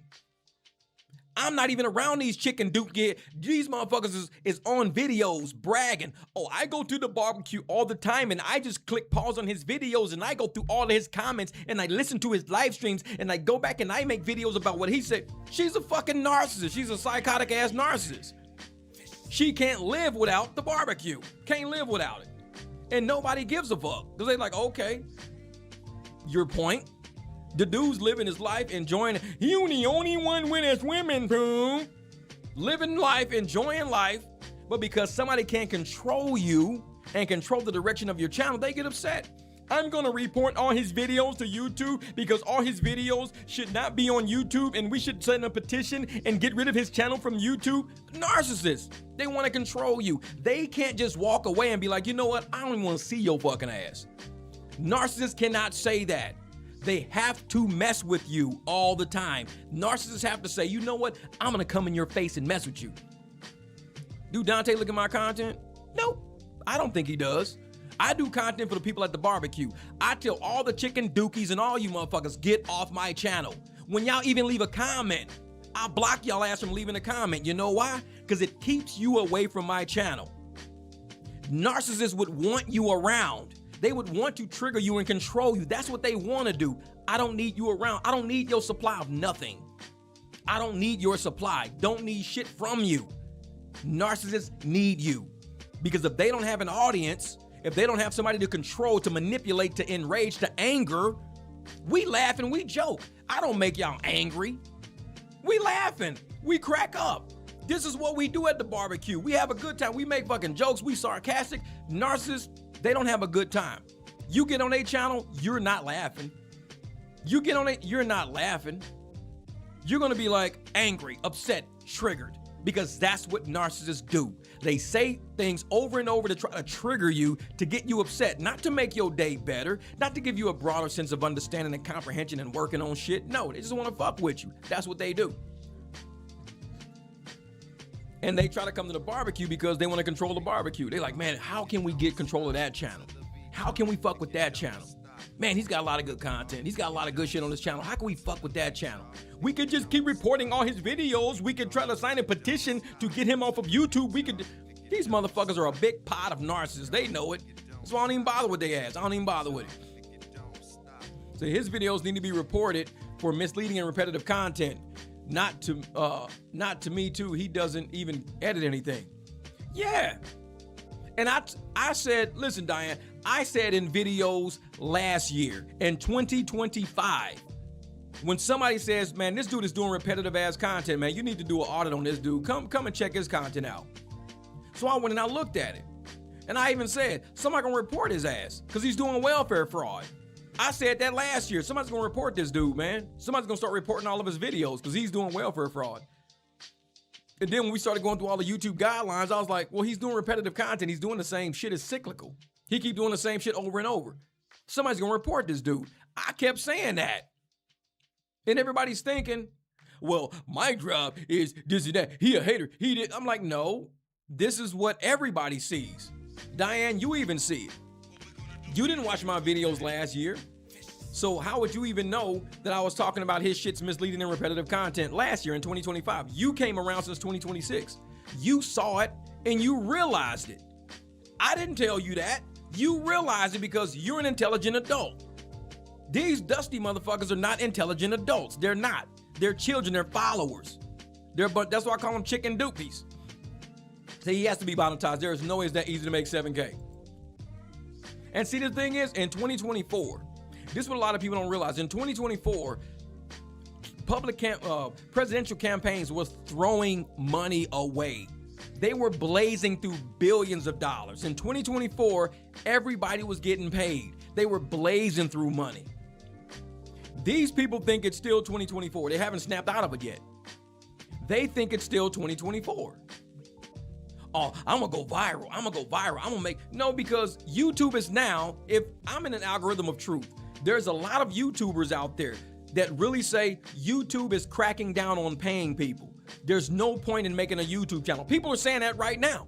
There's no point in making a YouTube channel because YouTube is cracking down. If they can't, they know people are gonna come and view the videos, but YouTube is like, why are we paying for this shit? This is trash. Why are we giving this content creator money? So they're demonetizing people for trash content. They came out with the inauthentic guidelines. And they put in those guidelines 3 different sections, and they tell people exactly what content they're no longer paying for. You see that he's repetitive. You see that he has misleading content. A lot of people say his content misleads them, making them think this, but end up being this. YouTube is not paying for that shit. I don't know what that is. So YouTube's not paying for that shit. But everybody thinks it's the barbecue. No, it's YouTube policy. What the fuck are you talking about? It ain't got shit to do with me. Oh, well, you the one saying that this content gonna be demonetized. I'm like, no, I'm saying YouTube saying it's gonna be demonetized. YouTube saying that content is going to be demonetized. We don't monetize this type of content. I didn't say he was gonna be demonetized. I say he is demonetized right now. I believe that. But I didn't ever say, oh, he's gonna be, no. I think he's demonetized because of the YouTube policies that are out. He makes trash fucking content. I even named the shit the Dumpster Documentary on my channel. I got a whole playlist called the Dumpster Documentary. If you haven't seen my homepage and you want to see some of my real old edits of Dontay videos. If you want to see some real old content about what I used to say about Dontay, go to my homepage. Look at the Dumpster Documentary. It's a playlist. I call it the Dumpster Documentary. You will see exactly who this dude is. Exactly who this dude is. And you will be like, holy shit, Jeff, it's 2026. The shit you were saying in 2025 is true. It's 2026, Jeff. And you were saying this in August. You were saying this last September. It's 2026. How is what you saying true? Look at the Dumpster Documentary. All of that shit in the Dumpster Documentary. And that's what they hate me for, because they know those videos exist. That's why the chicken dookie brains, all those motherfuckers hate me. Because they know everything I said in 2025. Not a single video has they say, you know what, that's not been true. That's not come true. That's not come true. He go just like the video he dropped yesterday. Oh yeah, 8,000 hours of watch time is what you need now. 8,000 hours. Yeah, a grown man crying over a woman that he known to 6 months to silence her now. Yeah. Crying and shit. And I'm gonna tell you right now, damn it, I hate when this happens. Let's go back to my other cam. Where's my other cam at? Come on, thing. What the hell? Where we at? Right here. There we go. All right. There we go. Yeah, this camera's crazy, man. But that's what I gotta get a bigger fan for that camera. That's all. I'm gonna get a big, because these big Nikons, they run. And I bought it, like I said, the one fan that I do have for it is a fan for a different camera because they didn't sell one for this one. But there's a guy that's got a big cool pack. It's a super cool pack, and it's pretty expensive. But you put it on the back of the fan, and it runs all this cool, and it uses water and everything, and it runs all this cool stuff through like a little small radiator, and it keeps your fan cool. Because when people are recording movies and doing long form content, these cameras can overheat because they're so powerful. They got so many processors in it. But I like using it though. I like that. It shit don't mind if I gotta turn it off every. Oh yeah. The Dumpster Documentary, yeah. That's some good shit right there. That's some good shit. Because right now, he's on pins and needles about that check next week. If it's going to be $7,000, he'll probably crash out. Oh, yeah. And I told people already, I said, this dude he's nervous because he's trying to appeal what's going on with his channel. He's trying to appeal it. I believe that he's trying to appeal it. And I know that they're pissed off at me to the point where they're reporting my videos, and they reported a couple of my videos already because one of them already went through reporting, and this is what I got. I'm serious. They're reporting my videos, and it says, because I did a video called Dontay London proves he's not demonetized by returning to YouTube, and I did it on the live stream. They reported that video. Him and the Chitlin Dookies reported my video. So I hit appeal. And hold up, I'm gonna show you guys something. Like really, I'm dead serious. This camera here. Oh, you can't see it on that one.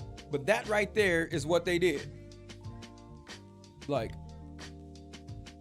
so I got reported, the Chicken Dookies reported my video. So all my live streams, they're reporting. And it says, great news. After manually reviewing your video, we determined that it is suitable for all advertisers. Dontay London proves he's not demonetized by returning to YouTube. So they're reporting all my content when I'm doing live streams. They're reporting all my shit. They all sitting around doing it. But YouTube, all I do is just keep hitting appeal. I just hit appeal. That's all I do. And YouTube says, hey, great news. After manually reviewing it, we determined that it's suitable for all advertisers. I can get these messages all fucking day. I can show y'all these messages all fucking day long. Every video I do, and they brag about it on their live streams. Oh yeah, we're gonna report his videos. We just report all his videos. Every video, we just keep reporting it. I can report them for violating the system of reporting. Because if they do it too much and I keep that's why I'm starting to save all of these. I didn't save the old ones, but if I saved every time they reported my videos, and they all been approved. Like I got green checks all down my screen. When they report, they just put it in limbo for a while. I just click appeal and it comes back green. If I saved all of those screenshots, I can report all they asked to YouTube and say, listen, these are the same people doing this shit over and over again. can you find out who this is, what accounts these are, what IP addresses using, and ban them from this platform? It's happened to many people before who was doing that. Yep, we know who's behind her. Yeah, exactly. We know it. What up, Candace? Yep. And that's what they do. Like I said, I should save all of them that I got up. You look down my channel, all my videos are green. All of them are green. And they just keep reporting it over and over and over and over. And I just keep in appeal, appeal, appeal, appeal, and they come back green. That's why I don't even give a fuck about it. Because I know it's like, I know who it is. Like you said, we know who's behind the reports. And the funny thing is, these channels are trying to ruin my channel when their content is ruining their own channel. These people all got demonetized with shit that I don't even do with them. I don't even fuck with these people. I don't report them. I don't even watch these motherfuckers. They watch me and they brag about watching me and going through my comments and all they shit be getting demonetized all the time. And they feel bad because how can the barbecue stay monetized, but they talk shit about the barbecue all the time? They get demonetized for talking shit about me. So they like, well, fuck that. I'm gonna report him. I don't gotta report y'all. Hey, I probably report y'all for repetitive content. Y'all keep saying the same shit over and over. He the narcissist, he the narcissist, he the narcissist, he the narcissist, he the every fucking day. He the narcissist, he the narcissist, he the narcissist, he the narcissist, every fucking day. YouTube is like, this content is probably spam. Because they keep repeating the same shit every day. He the narcissist, he the narcissist, he the narcissist, he the narcissist. Spam, demonetized. I don't even gotta do shit. I just let these motherfuckers keep talking. And we just sit back and laugh at they motherfucking ass. Oh shit, I'm not making no more money on YouTube now. Shit, I'm not making no more money on YouTube. I'm gonna keep reporting MicDrop's videos then. I'm gonna keep reporting all his stuff. I'm gonna just keep reporting it. And then her stupid ass, well, YouTube told me that I can't keep reporting his videos because, and I'm gonna tell y'all, this girl is just like Dontay. Because she, like I said, she's the type to go to the fucking counter and tell somebody, okay, I'm not 21, I can't buy this alcohol, but I can go outside and find somebody who's 21 to buy it for me. Let me leave it right here. I'll be right back. That's her stupid ass. And she sat there, well, YouTube said that I can't keep reporting his videos and it might hurt my account because I am not in the videos he's doing. So therefore, I have to stop reporting his videos because I can lose my channels too. She ain't even got monetizations. Who knows what the fuck they put? I don't even know. And the thing is, I don't even care. I don't even read it. All I see is it'll say this video something something. I'll just click appeal and just walk off because they do this shit all the fucking time. I click appeal, and the funny thing is, honestly, I'm not gonna tell y'all. Well, I will. He the narcissist, he the narcissist, he the narcissist, he the narcissist all fucking day. That's it. That's all they fucking say. That should be funny as a motherfucker. I'm telling you, they speaking fucking sign language over there. I don't know why he's such a narcissist messing with us. It's like, exactly. He's a narcissist. He's a narcissist. He's a narcissist. He's a narcissist. That's what they fucking sound like. Bunch of goddamn invalids over there. And I just keep rolling. I don't give a fuck what they say. I just keep rolling. And like I said, honestly, I believe that they've helped me a lot by putting me on YouTube's radar. And I'm gonna tell you why. They've reported me so much.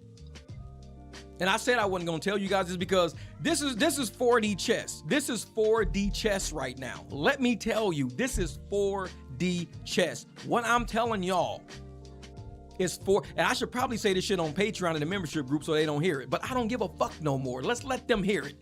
They have reported me so much.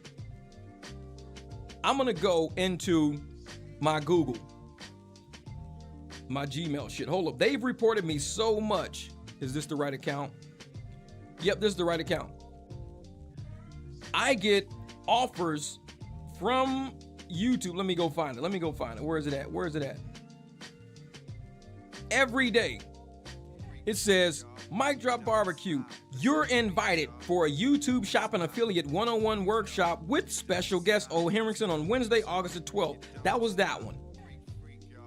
They've reported me so much and seen what kind of content I do. I get offers all the time to go to YouTube networking events. I was already in a program for live streaming, and my Alyssa or whatever my live stream lady's name. Here's another that came on July 28th. It says, have you registered for the YouTube Shopping Virtual Workshop with Gap, Old Navy, at Althea and Banana Republic? Reminder to register. Don't miss our next Affiliate 201 Virtual Workshop happening tomorrow, Wednesday, July the 29th. Because they see my channel. They've reported me so much. YouTube, every day I get offers to go to affiliate workshops. They directly send it because they don't invite everybody. And I'm reading you guys the shit that they send me all the time. There's some that I've probably deleted in here because they timed out. And once they some are in my actual Gmail calendar. What's this one? That's that one. Okay, that was the 12th. Because there was one that was on the 14th too. That's coming up tomorrow. I don't know where that one is. Maybe I deleted it. Who knows? But they've reported me so much. I think somebody manually saw them because and that's why I keep hitting appeal. Because that opens my channel to manual review. And that's why I said on that thing, we had a manual review. They see my content. They see what I do. And they go, man, this dude be live streaming. They be cracking up, laughing and shit, this and that. Invite him to the program. So I was in the live stream program. But that was during a month that I had to do that big ass truck welding job. So I'm making $5,000 with that. Plus I had another client, like I said, that paid me like $7,500 to drive him around for like a month and a half. So I had two big projects going at the exact time that hit that they wanted to do this live stream thing. So I'm not gonna do live streams and give away the potential to make almost $13,000 in like a month and a half. I made 13 grand in like a month and a half. I made so much fucking money, I put a roof on my house. All that was my roof money. I made 13 grand in a month and a half. I said, you know what? I can afford the fucking roof now because that's how God works. That's how he works. Jeff, you want to get a roof on your house? Yeah, well, I'm going to make your ass work for it. You want a nice roof? You're going to have to work for it. Okay. It's going to take your ass a month and a half of work. You're going to get hot. You're going to get burnt by welding embers. Your ass going to fucking have metal shavings in your eyes and shit. I'm going to make you work for it. You want that new roof? Yes, God, I want my new roof. I want my new roof. So he said, here's $13,000. He didn't give it to me. He gave me the opportunity. And that's what God will do. I don't speak a lot about religion, but that's what God will do. You got people over there asking God to give them. Give me God, give me God, give me God, give me God, give me God. God will give you the health and the mentality to play the basketball game, but you got to win the basketball game. God, help us win. God, help me win. God, let us win. God, can you help us win? God, we want to beat them. God will give you the health and the mentality to do something. But you need to have the will to make that dream happen. Lazy ass motherfuckers like that, they don't have the will to make it happen. God, I want to be a successful YouTuber. God, I want to buy my mama a house and a car. God, I want to do this, I want to do that. Okay. We're going to give you an audience. We're going to give you a YouTube channel and a way to make it. What you going to do with it? What's that fire extinguisher for? What's that fire extinguisher for? Oh, we're going to clean up this backyard. God's like, okay, so I gave you the path. I gave you a YouTube channel. I gave you an audience. And you telling me this is what you did with it? You don't want it. You don't want it. You don't want it. Thank you, HCP, my brother. But people ask God to give them something. He's giving it to you, but you ain't receiving it. He gave you health. You woke up today healthy. My back right now is not even hurting. My back was at a pain level of 8. My back, I don't even think about it because it don't hurt no more. I forgot about it sometimes. It surprises me when I stand up and I walk through the house 20, 30 minutes later, I go, damn, I haven't winced in pain not once today. It's because it's been like that for 2 years. For 2 years, I've been going, oh, shit, hold up. I've been doing that shit for 2 fucking years. I've been moving, grooving, welding, swimming, doing shit. And I'm like, oh shit, I ain't even thinking about my back today. Because if you ask God for something, he gonna give it to you, but you're gonna have to earn it and work for it. You're gonna have to earn it and work. He says, hey, Jeff, how you like your life? How you like how things are going over the past 2 years of your life, Jeff? How you like things? Because 2 years ago, you asked me, over 2 years ago, you asked me that you wanted some more income. I got you to go buy that black SUV in April of 2024. It is now August of 2026. Over 2 years ago, you asked me for more money to how you can get this thing moving. You asked me for that, Jeff. And I didn't ask him to give it to me. I said, give me a sign. He said, your sign is your back is going to be hurting like a motherfucker because you finna work for it. Your back is going to be sore as hell. Because if you want this life, I'm going to give you this life, but you're going to be hurting for it. You want this life? I'm like, I want this life. Oh, I wanted it. I got it. And now, luckily, I found a chiropractor because now I'm like, man, now I can enjoy this life now. Now I can enjoy this life. But I wanted it. I wanted the money. I wanted the time to do YouTube. I wanted to actually enjoy my dogs and enjoy the cars. He says, not only am I going to get you this truck, I'm going to give you another car on the way too. They not ready yet. These people ain't ready yet. They sitting there at, God, can you please just give me? I don't want to work for it. Who has job after job after job after job after job after job after job after job, and you still broke? It's people looking for a job. It's people looking for a job and can't find one, but you got job after job after job after job after job after job after job, and you still broke. God done gave you so many opportunities and said, I done gave you this, I gave you this. You are nothing but a cautionary tale for what God will do for you, but you won't receive it. You won't receive it. You was in a luxury apartment with a beautiful wife from a religious family. God gave you that. You living in a shit box right now because you don't understand. God will give you, he won't give you nothing that you can't handle.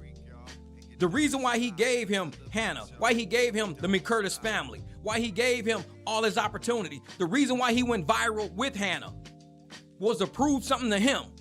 You are not who you think you are. God makes you. You are not who you think. You think you so high and mighty. I'm the brand. I'm Dontay London. They coming to see me. No, they coming to see the work of God. They coming to see the work of God. Why do you think the Gaga chooses in the comments? Why do you think the Gaga chooses in your comment? They coming to see the work of God. God bless this man. God touch this man. They ain't coming to see you. They coming to see you go from here to here. They coming to see the work of God, but you keep putting them right where you supposed to be.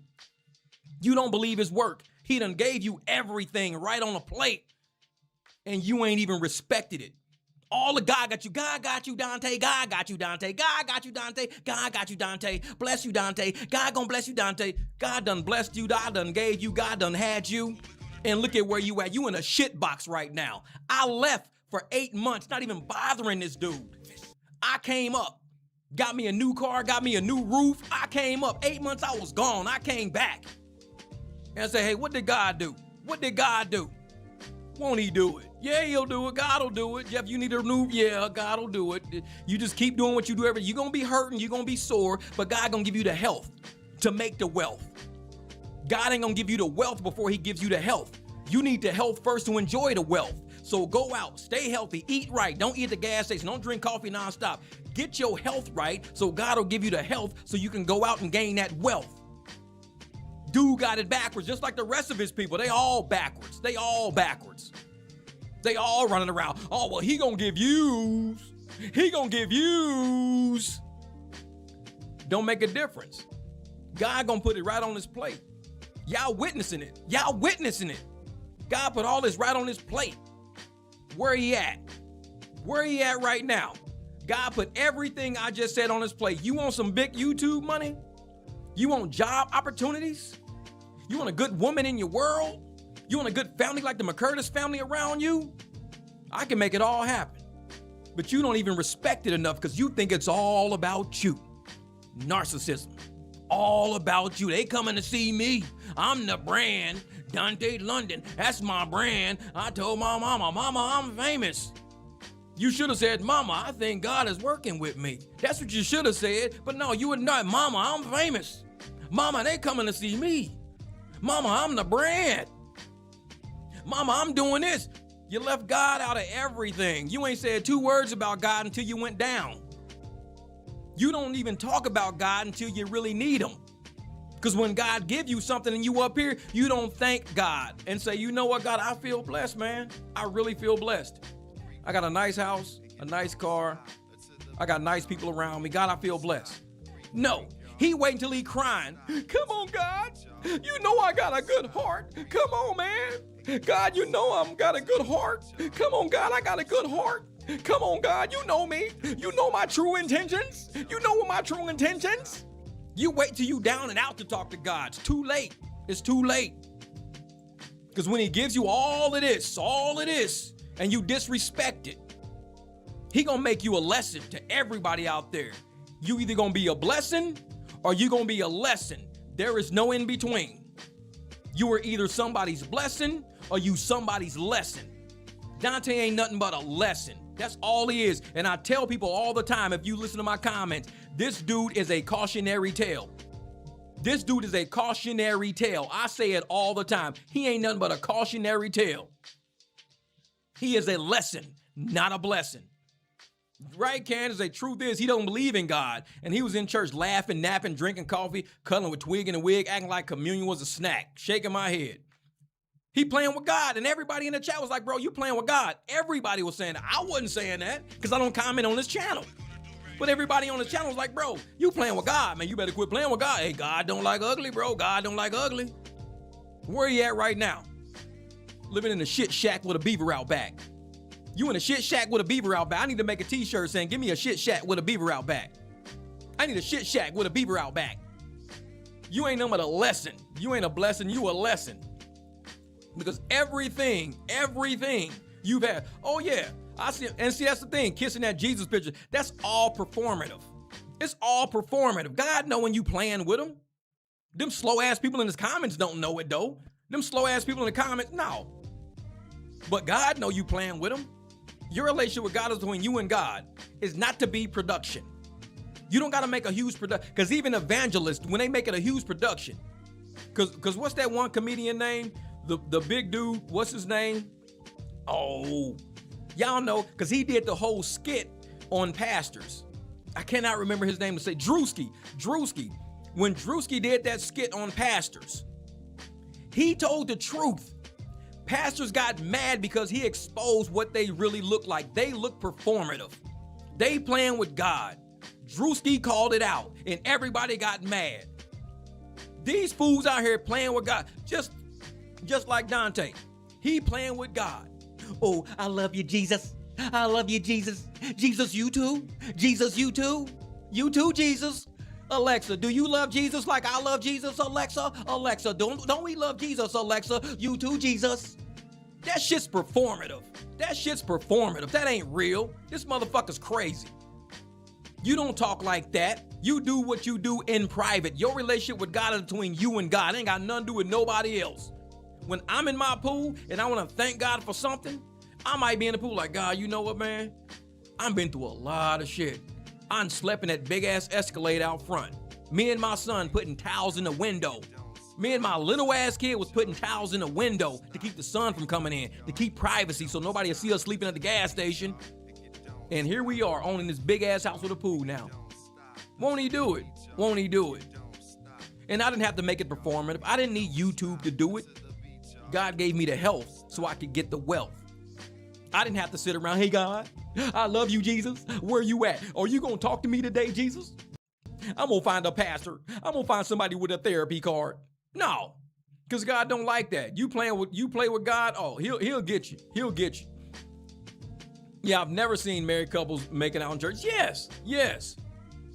He playing with God, but he thinking it's a performance. It's YouTube money. It's YouTube money. I gotta make it performative. I gotta make it acting. I gotta make it extravagant. God, I love you, Jesus. Ooh, you too, Jesus. I love my mama. I love my son. Ooh, you too, Jesus. He didn't say nothing about his girl, did he? He didn't say, I love you, baby. He didn't say her. I love you, baby. I know you watching. I love you, baby. I know you watching. He didn't say that. So his girl don't watch his content? Because I guarantee if I'm with a woman and I'm making content, whether or not we living together or not, if I'm with a woman and I'm talking about all this shit I love, oh, I'm gonna say, I love you too, baby. I know you watching out there. Just like they, oh, I love you, mom. I love you, such and such. I'll be home after the game. This was a good win for us. Praise God, praise to Allah, you know, this and that. Because people say what they really feel in the moment. He omits that girl on purpose. He omits Twig and a wig on purpose. The reason why he omits her on purpose because a narcissist don't love nobody. A narcissist loves the attention. A narcissist loves the performance. That's what a narcissist loves. So for him to say, I love my son, I love my mama, I love you too, Jesus. I love you too, Jesus. Jesus, I love you. Jesus. I love Alexa. I love Jesus too. But he ain't say he loved his girl though. This is all performative. It's all performative. That's why don't nobody take that shit serious, because he keep playing with God. He keep playing with God, and he wonder why he living in the shit shack right now. Wondering why. Why are you putting me through this, God? No, you putting yourself through it. Because I gave you job after good job, after good opportunity, after good job, after good opportunity, after opportunity with a job, after a job with opportunity, after a job, after a job. I gave you all that. That's what I gave. So I ain't doing nothing to you. You doing it to yourself. I gave you the opportunity. So don't say, God, why are you doing this to me, God? Why are you doing this to me? Gave you a wife who agreed to be with you. What you do? Blasphemy. You took Twig and a Wig to the hotel where you took your wife. You went and sat on a beach with candles and drinking and shit with Twig and a Wig talking about dream houses, and that's where you married your wife. Under God. You married your wife under God. Then you committed blasphemy by bringing some girl who you committing adultery with to the place where you signed a covenant with God. You signed a covenant with God on that beach, and you brought somebody you committed adultery with right in God's face. God ain't do this to you. You doing this to yourself. You doing this to yourself. God don't like ugly. He don't play games. You playing games. I love you, Jesus. I love you too, Jesus. I love you too. You playing games. God ain't doing this to you. Oh, yes. God giveth, but he can taketh away. That's what they say. God giveth, but he can taketh away. They say that in the Bible for a reason. You got all these opportunities that God, I'm listening, but I don't hear you talking. All I hear is a car across the street. I can hear a train coming, but I don't hear God. I'm listening. I hear my phone ringing with a notification, but I'm still not hearing God. Everything around you is God. You ain't listening with your ears when you listen to God. You listen with your heart, with your soul. That's how you know God is around you. When I went through my fire in 2015, when I was in that explosion, I should have died that day. That was $72,000 worth of an explosion. $72,000. Blew some shit up. And I was right in the middle of that fucking fire. I was there. But here I am today. And you can't even tell I was in the fucking fire. For a lot of people that don't know what I'm talking about, I keep this picture in my phone for a reason. Let me see if I can find it. I keep this picture in my phone for a fucking reason. Oh, I don't know what the hell?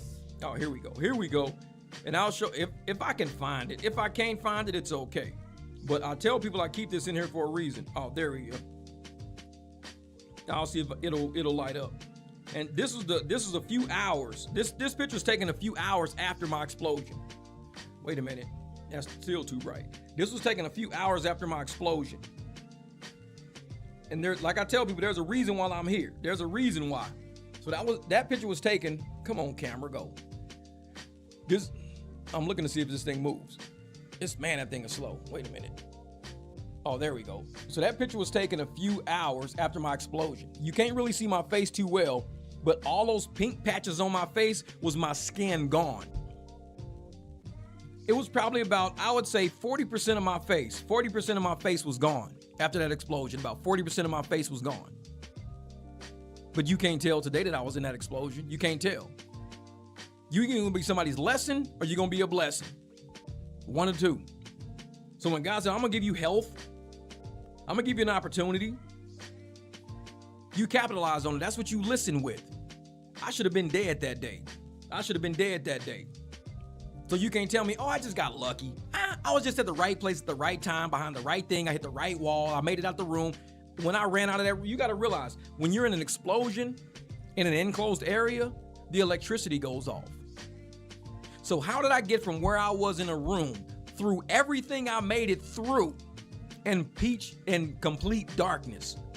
There was an explosion of orange light. There was a fire. There was extreme heat. I mean, it was so hot I couldn't keep my eyes open because it would fry your eyeballs. That's why you see over my eye, it's real black.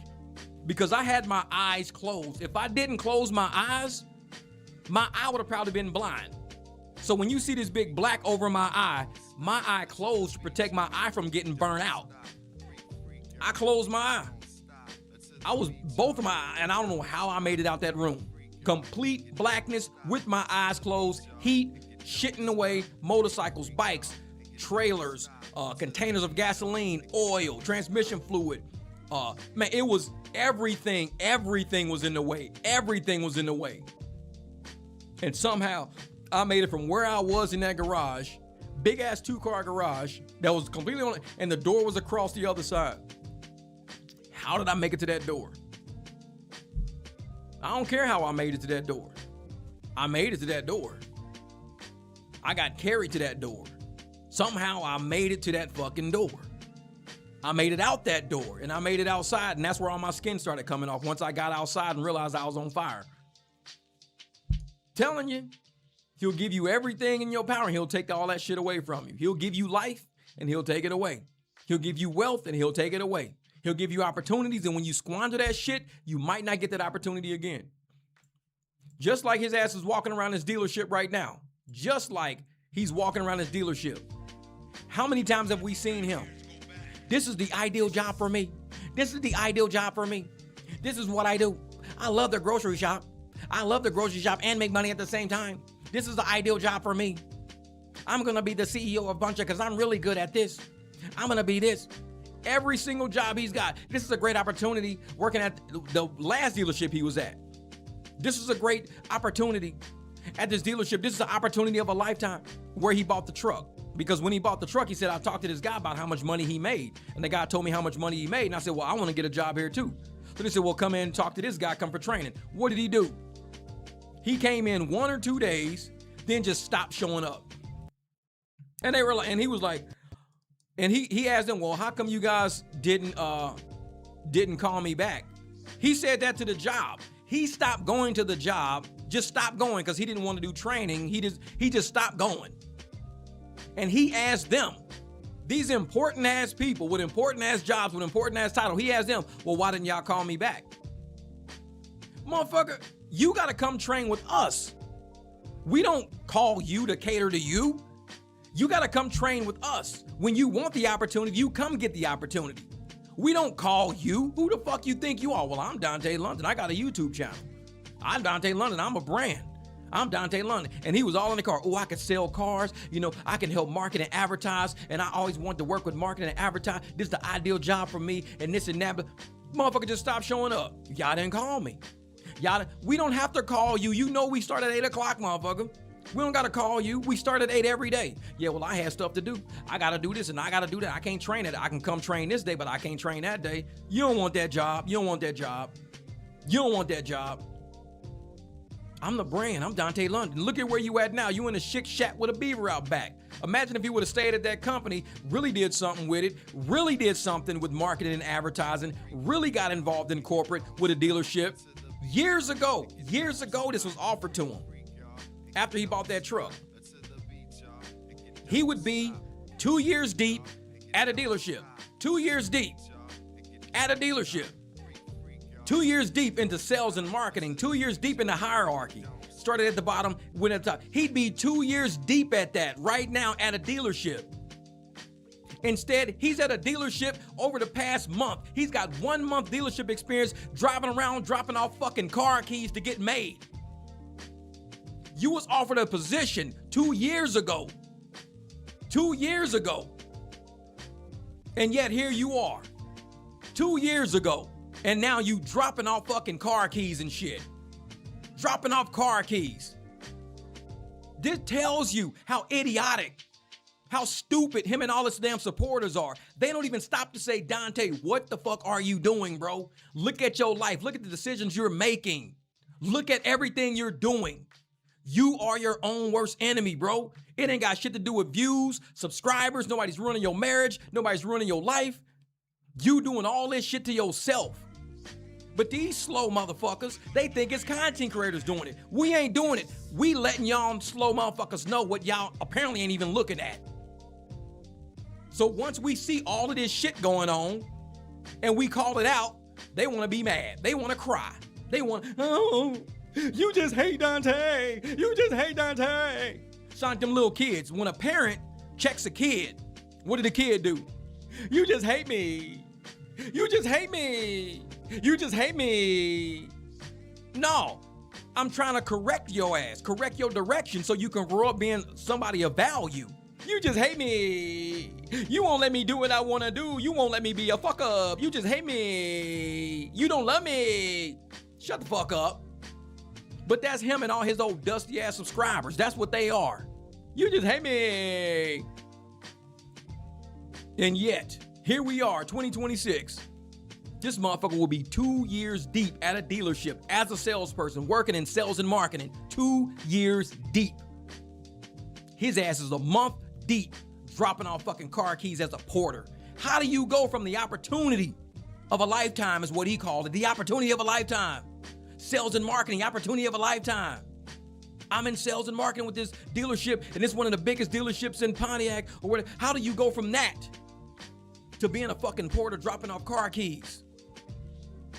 How do you go from living in a luxury apartment, married to a talented woman, to living in a shit shack with a beaver in the backyard, throwing a big ass rug, a magic carpet, over a moldy carpet? So you throwing a, this is magic, y'all, this is magic. This is magic how I transform this apartment. You threw a big ass magic carpet over a moldy carpet. That's the magic carpet. Whatever you throw this carpet over, magically, it fucking fixes everything. All that mold is gone now. The mold ain't gone, it's now under the fucking rug now.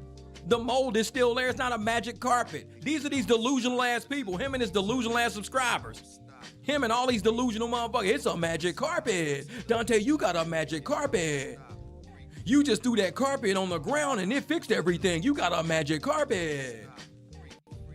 The thing is, he should have pride in his current position. There's no need to front or cap about a sales position or about a promotion, but damn, be grateful. That's his problem. You got to crawl first. Facts. Facts. And he did the same thing with the bunch of job. He couldn't even just appreciate the fact that he was just a driver hired on by somebody who didn't even know his work history was so fucking sporadic. He couldn't even just be a driver. And said, oh, we gonna be the CEOs a bunch of. We can be the CEO. This is a small company. They just started. We gonna be the CEO. Motherfucker, crawl before you walk. You just started working here last week. Crawl before you walk. You just got here. Crawl before you walk. We gonna be the CEOs. We can be over the division. We can be the managers. We can travel. We can have company cars. We can crawl before you walk, motherfucker. You just been here for a week. Same thing about that. I'm doing keys, and I'm doing this, and I'm a porter, and I'm moving cars, and I'm vacuuming out cars and everything, but I'm about to be in sales. I'm gonna do this and that. You've already been down this path before. You've already been, most of these subscribers don't even know it. They so fucking slow, they don't even know it. This dude is doing repeat content. He's been through this shit all before. He's been at a dealership. He was given the opportunity to train with sales. And he just never showed the fuck up after 3 days. He just never came back. Remember when he was a bus driver? And he went to be a bus driver for 3 days. He was a bus driver. I think it was a public transportation for 3 days. And he said it on his own video. I showed up for 3 days to train, and then I just stopped. And then he said, well, somebody at the job got on my channel saying, bro, why you just stopped showing up? They was wondering where you was at. He was like, I just don't want to do that. I want to be a content creator. I don't want to do that. Bro, you are given these opportunities by people who probably shouldn't even give you opportunities, because somebody else could have that opportunity and appreciate it and respect it. So they're giving you opportunities, and you turn around shitting on them, and you acting like content creators is fucking up your opportunities. Well, it's the MicDrop barbecue. It's just, all of this shit is even before my time. But because we see who you are and how you are, and all these dusty ass fucking chitlin motherfuckers, chitlin dookie bombs, they stupid ass. Dontay's amazing. He's amazing. Dontay is great. Dontay's gonna do amazing things. Dontay don't know how to fucking handle an opportunity. Ain't nobody worried about that motherfucker. He ain't gonna make it nowhere. He was supposed to be great last year. He was supposed to be great 2 years ago. He was supposed to be great 3 years ago. He was supposed to be great 4 years ago, according to him. He was supposed to be great doing all of this shit, and here we are in 2026, and this motherfucker don't have a fridge, a stove, or a bed, living in a shit box with a beaver out back. But Dontay supposed to be so great. You motherfuckers are slow. Y'all are slow as shit. Slow as shit. And that's why I don't even work. Well, I don't even deal with them, man. Exactly, $100 was a pathetic stunt. Pathetic stunt. Yeah, exactly. What's up, Miss Rachel? What's good? What's good? Yeah, the slow ones don't think that it's Dontay giving comment creators a reason to talk, critique them. And see, this is the funny thing. This is what's so funny. In July, when Dontay dropped all that content at the end, when he was like, I made so much money, more money than I've ever made. I made so much money. I don't this and that. I made so much money. This is the best month I ever had. When he did that, and then he told everybody, oh yeah, I'm not dropping again. I'm done making content until August the 21st, blah, blah, blah. And everybody was like, uh-oh, these content creators are gonna be hurting. Dontay's leaving. Dontay's leaving. He finna be hurting. All these content creators gonna be, and I hadn't done any Dontay content since last December at this point. I haven't talked about him since last December at this point. And all these people are talking about Craig Cash, Trey Watts. They're talking about all these people ain't going, Fred, FT Reacts. They talking about all of these people won't have content no more because Dontay leaving. Dontay leaving. They ain't gonna have no content, y'all. Dontay leaving. I said, he ain't going no fucking where. Craig Cash called me one night. Craig was like, Jeff, you see this shit? I said, I see it. He was like, dude, you want to do just one more. Just drop one more video, bro. I know you don't want to do it. I know you don't want to do it, but listen to all these motherfuckers talking all this shit. We ain't got no other content. When Dontay leaves, y'all ain't gonna have no money. Y'all don't know what to fucking do. Craig Cash doing amazing with his own content anyways. And he was like, just drop one more, bro. Just drop one more. I said, if I drop one, you know what's gonna happen. He said, exactly. That's why I want you to drop one more. Just drop one. I said, he ain't leaving. If I drop another fucking video, he ain't leaving. He's gonna make videos every fucking day to prove me wrong. He said, I know. That's why we said drop a video. Get MicDrop to drop a video. I bet that motherfucker keep posting. So I made a video. I said, this motherfucker's demonetized. Ever since I dropped that video saying his ass is demonetized, he done posted every fucking day. He done posted every single day. Craig knew what the fuck is up. Because we know Dontay. Y'all don't know Dontay. We know him. We know this dude.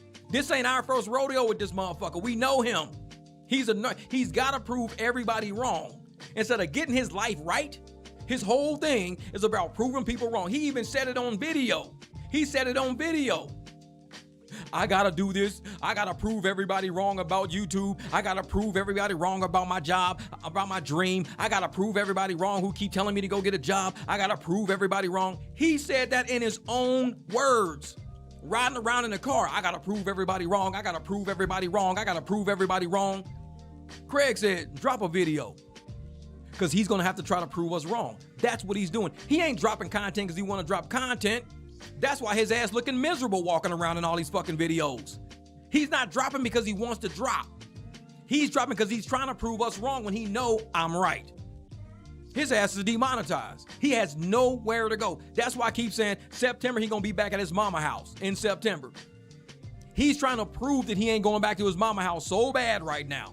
He's trying to prove so bad that he ain't going back to his mama house. He walking around looking at other apartments to give the illusion that his ass can afford a $1,300 apartment.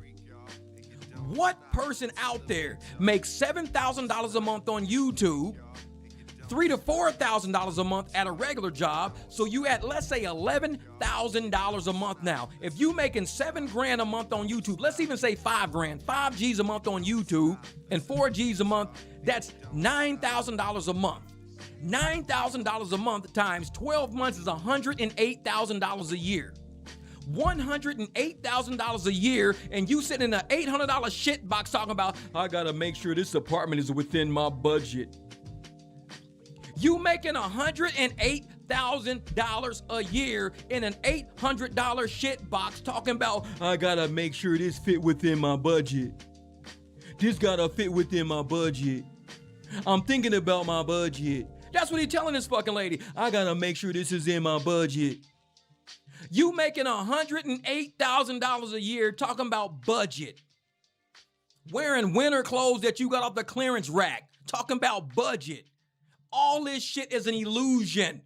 This motherfucker is broke. Broke and broken. He need to get off the fucking internet, go get professional help, and to stop letting all these people gaslight his ass to making him think, oh, bro, you doing it big, bro. You doing it big, bro. You doing it big, bro. Look at all your views. Look at all your views. You doing it big, bro. Look at all your views. I gotta make sure this fit within my budget. I gotta make sure this fit within my budget. Who the fuck is making $108,000 a year living in an $800 shit box and the word budget comes out of their mouth? Of course it can fit within your budget. It's $800. Even $1,300 can fit within your budget. If you pulling $108,000 a year and you got the word budget coming out of your fucking mouth, you not making $108,000 a year. The truth will come out if you listen. I gotta make sure this fit within my budget. I'm gonna get my mama to co-sign. I don't know how I'm gonna do this. I gotta make sure this fit within my budget. $5,000 a month YouTube, $4,000 a month from job. That's $9,000 a month. 9,000 times 12 is $108,000. $108,000. See if this fit within my budget. This motherfucker ain't who he say he is. We know him. This ain't our first rodeo. We know him. This motherfucker working. This motherfucker dropping videos. He doing everything he can do to prove me wrong. Thank you. Because just like God sent me to save Hannah, maybe God is sending me to save you. You never know. I am that asshole that God will use. I am him. When you talk about angels, you see a shield, you see a sword. That's what you see, because angels go to battle. Angels go to war. They don't sit around playing harps and shit all day. No, we got a sword and shield for a reason. So maybe it's gonna take somebody like me to get into your ass to make sure. No diddy, motherfucker. I don't mean it like that, motherfucker. No diddy. But it's gonna take somebody to put a foot up your ass. Still, no diddy, motherfucker. No, I ain't got no foot and no ass fetish. No diddy, motherfucker. No diddy. But with Craig Cash and everybody else, you was talking about walking off the job. Oh, I'm done doing content. I'll see y'all later. I'm done doing content. I'll come back later. I'm not doing no content. I just had the biggest month of my career. I'm not doing no content. That's what he was saying. I'm leaving. And guess what? Craig called me. Craig said, Jeff, do me a favor. I know you don't want to do this. But can you just drop a video? Put this motherfucker back on the internet. And Craig was like, if you drop, he ain't going nowhere. I said, I know. MicDrop is who I am. It's the character I play on the fucking internet. MicDrop. I'll rap, bitch. We at the barbecue, bitch. In reality, I work hard as a motherfucker every day. I got 2 clients coming up. I'm real. I work hard as a motherfucker, and I put my work online. And yet, the dookie heads, like, all y'all know how hard I work because y'all look at my other videos. But all these chitlin' dookies, they don't see me work. They don't see the money I make, the contracting we do. They don't see the mechanic work I do. All you do is talk about Dontay. All you do is talk about Dontay in your swimming pool. That's all you do is talk about Dontay in your swimming pool. Do you want Dontay in your swimming pool? Is that what it is? Motherfucker, I talk about my swimming pool because that's where I go at the end of my day. It's a beautiful thing to have. I could either go sit in a fucking bubble bath or a big ass pool. I choose the pool. Some people choose a bubble bath. Some people choose a jacuzzi. That's what humans do. That's what adults do. But these motherfuckers get off work and they go sit in front of a video game. Yeah, Mom, I'm gonna come in here in a minute, Mom. Let me finish this level, Mom. Just give me a minute, Mom. I'm gonna eat. Just bring the Hot Pockets downstairs. Just bring them downstairs, Mom. I'm not coming upstairs to eat, Mom. We come home, put on some motherfucking swim trunks and go hop in the pool and just sit back. No music, no nothing. Spraying the dog with the water hose. That's what adults do. Mom, can you heat up another Hot Pocket? That was amazing. I'm almost off this level right now, Mom. No, fuck that. Nope. And that's his subscribers, man. They a bunch of fucking children. They don't know adult level. The adult content that I put on my channel, it's beyond their fucking level. They wouldn't know what to do with that type of content. This is what they come for, the chitlins. They come for the chitlins. And Craig said, hey, cook up some chitlins, Jeff. This motherfucker talking about, I'm leaving. I'm out of YouTube. I'm leaving. I said, oh, I know how to get his ass back to YouTube. Because we've been here before. He's easy. A narcissist is easy to control. With a narcissist, all you got to do is tell them that they're not something. And they're going to fight their ass off to prove you that they are. They going to fight every day to prove you that they be like, man, your ass ain't no motherfucking this and that. Yeah, I am. And they going to try to do it every day knowing damn well they not. Because that's what a narcissist is good at, misleading you over and over again, misleading you. I tell motherfuckers, I just get up in the morning, I make me some breakfast, I work. What up, Wink? Get up, make me some breakfast, work.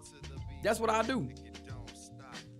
And yet, you got cats like him, man. Cats like him. And the people all on this fucking channel that have no idea how to adult.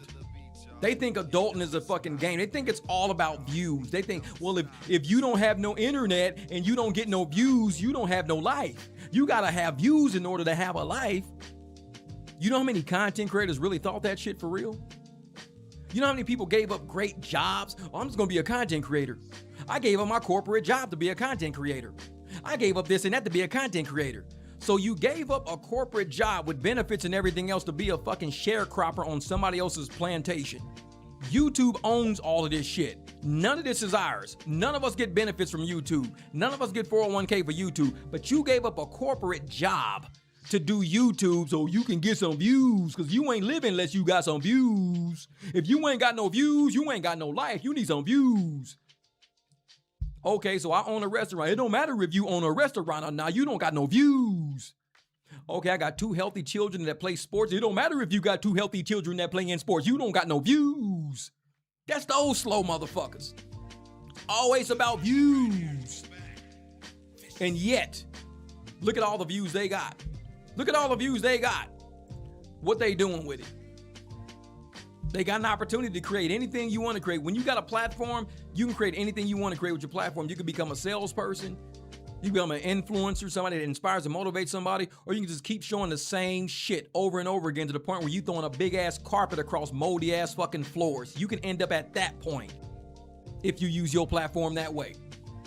Oh, he just doing it for views. What does my shirt say? Wait a minute. Let me put it this way. He just doing it for views. Some of y'all do it for the content. I do it to help educate people on how to put AC compressors in cars. I do it to educate people on how to put brakes on, how to get the e-brake off electric brake system, so you don't have to go to BMW and pay $1,000 to get your brakes done. We can just do it in your driveway if you listen to how I'm teaching you how to do it. That's what I do it for. I don't do it for the views. Well, Jeff, you ain't got no views. Ain't nobody working on no BMW today. You ain't got no views. Well, it's there if they need it. My video is there if they need the help. My video is there if they say, you know what, man, I'm stuck. I don't know what to do. They go to how to do rear brakes, rear e-brake on a BMW. Guess what's gonna pop up? MicDrop barbecue. Oh, let me take a look at this. Oh shit, that's how he did it. Let me leave him a comment. Hey bro, thanks so much, bro. We was stuck. We've been sitting here for an hour trying to get this brake off, bro. Thank you so much for this video. Nobody else made it look this easy. 1 view saved somebody $1,000. 1 view made somebody's day. But if you ain't got no views, this motherfucker got all views. He ain't got a stove. He ain't got a refrigerator. Motherfucker ain't got a bed. Got a ragged ass carpet. The ceiling about to fall on his ass is all dilapidated and shit. But you got a lot of views. You got a lot of views. These motherfuckers are delusional, man. They delusional. All of them. All of them. They want to sit around and be content creators. When content creators are telling y'all in videos every single day, do not quit to do YouTube. Don't. Because I left a corporate job to do YouTube, and guess what? I became a content creator, and all of a sudden, I'm going back to a 9-to-5 because the content creator ain't paying no more. I lost all my seniority at my corporate job. I lost all my benefits, all my 401k that I cashed out. I'm starting over at the fucking bottom again because I chose to be a content creator and not stay at my corporate job. You see videos like that all day across social media. But these slow ass people don't even see the writing on the wall. YouTube changed the monetization policies. They changed the requirements for it. People don't even see the writing on the wall because they made it so easy for any idiot to get on the internet. Uh-oh, that's my other client, look. Nope, so I'm gonna have to get going here in about 10 minutes. Because I gotta go shower up and pick up my client. But that's what it is though. So you got all these people out here who thought, well, if I just quit and I become a content creator, my life is gonna be so much better. YouTube was like, we made it too easy for these fucking people. Just like Uber and Lyft. People was quitting their jobs to do Uber and Lyft. Oh, I can make $1,000 a week. I can make $2,000 a week. I'm quitting my job. I'm finna be a Uber driver. I'm finna be a Lyft driver. That money ain't like that no more. This ain't 2020. This ain't 2021. That money ain't like that no more. These motherfuckers, you can see $2, $3 rides for 20 miles on Uber and Lyft. Deliveries, $2 deliveries for 30 miles. This is what you see on these apps now. Everybody left their jobs for this shit. Just like with YouTube, everybody left their jobs for this shit. And YouTube is like, you know what? We got to make it a little harder so we can kind of get rid of it. We got to trim the fat.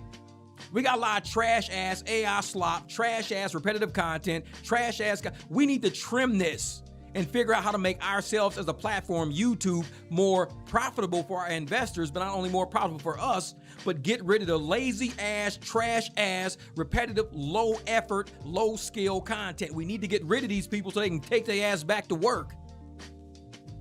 I don't want to work. I just want to be a content creator. I don't want to work. Yeah, YouTube changed all that shit up. YouTube changed all that shit up. This man. Since Craig Cat said Leo always had a haircut and nice clothes because of his mom. We know that's right. Yeah, exactly. Because I'm going to tell you about Leo's mom, though. That's her pride and joy. Dontay is not her pride and joy, but Leo is her pride and joy. Because she know he comes from a rough spot. Here's a seed of somebody like, when you have a child with a fucking deadbeat, you overcompensate for that deadbeat. That child becomes your everything. Because you know that deadbeat ain't gonna pull no weight. Leo is her everything. I know she got other children too, but she knows Leo is her everything. If she does not make him her everything, he's gonna be half of what he could be. So she makes sure his hair is nice before he goes and gets on camera, because she already know Dontay gonna put him on camera. She don't want everybody thinking, well, you a horrible mom. Your kid ain't got no haircut, the motherfucker clothes always dirty. She know he gonna be on camera because that's what Dontay do. But does Dontay do that for him? No, the mom does. Leo is a reflection of her, not him. He walks around going, I want Leo to be like me when he grow up. I want my son to be like me when he grow up. My son gonna be like me when he grow up. Motherfucker, you need to be more like your son. And he's only like 6. You need to be more like him. Yet you trying to make him turn into you. Do you want him to end up living like you? Sporadic? Living like you to where you making videos. My dad told me that I need to slow down. My dad told me not to be so volatile. My dad told me not to be so sporadic. My dad told me, you want Leo to be like you? Your own dad is saying don't be like you. Your own dad is like, change your shit up, bro. Don't be yourself. Be somebody different. Get some help. But you sitting around, my son, I want my son to be like me. No, you don't. Trust me. Your son's mom don't even want him to be like you. Trust me on that one. Get your shit together. You need to be more like your son. Look up to him. And I say that because everybody knows why I'm even on YouTube. My son is the reason. My son was a gamer. My son is a gamer. And I don't even do internet shit. I do car repairs. I'm a garage guy. My son said, Dad, because he's a gamer. He watches a lot of internet. I even bought him a big ass $3,000 gaming PC. We got it for like $1,500 because we had it custom built. Dad, you should put your repairs on YouTube. You could put all your car repairs on YouTube. I was doing car repairs my whole life. I never put shit on YouTube. Dad, you could put your car repairs on YouTube. I'm like, I put a couple of quick little hacks on YouTube back in the day to like a motorcycle or something like that. I was like, hey, you guys, I figured out the bolt that can't nobody get. All you do is put a shave right here and you slide it into place. I put shit like that on YouTube. Little small tricks, and I never put entire repairs on YouTube. My son was like, Dad, you should do this. I listened to my son. I became more like my son. Because I became more like my son, who was 10 at the time, I became more like a 10-year-old and saw life through his eyes. And I said, I maybe need to get into the digital era. I'm in my garage. I'm welding. I'm doing this. I'm doing that. I'm building shit at the house. You know what? Let me get into the digital age like my little 10-year-old keeps telling me. I became more like my son. And because of that, he completed me. Now you see the digital me with the real world me. He gave me that ability to take my real world and put it into digital form, not take a digital world of laziness and make my real life lazy. See, Dontay took his lazy ass digital world and now he's got this lazy ass reality. My son made me take a hard-working reality, and he made it look like a hard-working digital world. Because all you see is my hard work on the internet. You see all the repairs I do on the internet. You see me talking business with people, accounting with people, corporate with people, legal with people. I took my real world and my son digitized it all. I became more like my 10-year-old. Your kids can complete you when you get a good kid. Leo can complete this dude if this dude opened his nose and stopped saying, I want my son to be like me. I want my son to be like me. Respect your son for the individual he is. Let him complete you. You are not going to complete your son. You are a narcissist. Open your mind. Understand you are not the brand. You are not the most important thing. That kid can turn you into something that you're not. My son turned me into something that I'm not. I was not a digital guy. Oh, I knew accounting software because I use accounting software. I work with accounting software. But I never thought I was a digital person. I didn't like internet. Even my phones are $200 phones. I don't even do expensive phones. I'm a cheap dude. But my son said, I need you, Dad, to get with the time. I need you to figure out how to get on YouTube and take all the knowledge you put and put it on YouTube. Take all. They used to call me Pastor Jeff back at all my jobs because they say, Jeff, man, you always being logical. You always figuring shit out, bro. You Pastor Jeff. You Pastor Jeff. Take all of that Pastor Jeff energy and put that shit in digital form. When I took my reality and I put it in digital form, it became a reality online. I don't take bullshit online and daydreams online and try to turn it into a reality out real, because in reality, it's going to be bullshit. If it's bullshit online, it's going to be bullshit in reality. It's the balance. You're just taking bullshit in digital form, making it real form. So try taking a reality, and that's why I tell people, it's not about your views. Don't worry about your views. Keep it 100. Keep it real. Take that reality, and it's going to touch real people. Fuck all these fake ass, but you got views, cause we watching. Motherfuckers will watch a train wreck. That don't make it a good train wreck. It's just a train wreck. Motherfuckers, oh, you see that train wreck? Oh, shit, damn, that train hit that train. Damn, look at that train, damn. That's what they watching, train wrecks. Me, you take your fucking reality and you say, I'm gonna make this a good reality and I'm gonna make this into a good digital format so people can see my well, not a lot of people gonna watch it. Even Dontay said that shit. When I make good content about my good stuff, y'all don't watch it. We know that's how it works. You don't need a lot of views. You don't need a lot of. How did I afford a $12,000 roof? And I don't have no view. Nobody watch my shit. Nobody watch my shit. How I got a whole front yard full of cars. Nobody watch my shit. I got a pool in the backyard, dog. Nobody watch my shit. You don't need views. Take your reality, good reality, put it in digital format, because that digital format is going to attract more people like you. And when more people like you come around and they form a team with you, what did God say about Gideon's 300? God said, I'm going to take 30,000 people, 32,000 people, and I need you to whittle it down to 300. Look up Gideon in the Bible. I want you to whittle 32,000 views and get it all the way down to 300. That 300 is what's going to be victorious, because you fighting for me now. You the 300.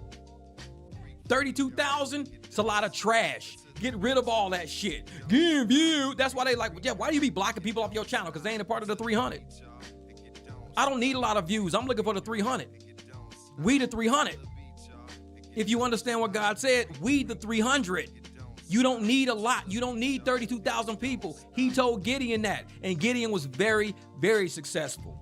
Very victorious. You don't need a lot. That's all trash. That's all demons. That's all dark energy. Get rid of that shit. We the 300. You don't get a lot of views. Good. Good. Because the views I do get, the people that do stay around when I'm doing good, the people that don't wait for the trash, they stay. That's part of the 300. And people wonder, why do you get rid of Dontay's people when they come to your channel, Jeff? Because they're not a part of the 300. Fuck them. They're not a part of the 300. But they can give you views. I don't need views. I just fixed a $12,000 roof project and I don't got no views. Do you understand what I'm saying? I bought 6 cars. I ain't got no views. Do you understand what I'm saying? I don't need no views. Fuck that trash. I don't need them chitlin' dookie heads on my channel. You don't need no views. 300. All you need is 300. Whittle all that trash away. Because as many views as Dontay got, as many people as Dontay got on his channel, as many, and one dude, Dontay got a whole lot of subscribers. He got a lot of people. He got like 30,000 people that's his loyal subscribers. I only got 300. That's all I got is 300. God said, Gideon, get it down to 300. Lose that 30,000. And it's funny because one of the Dontay Dusty sat there, oh, well, Dontay got like 30,000 loyal. He got 30,000 loyal. No, he got 30,000.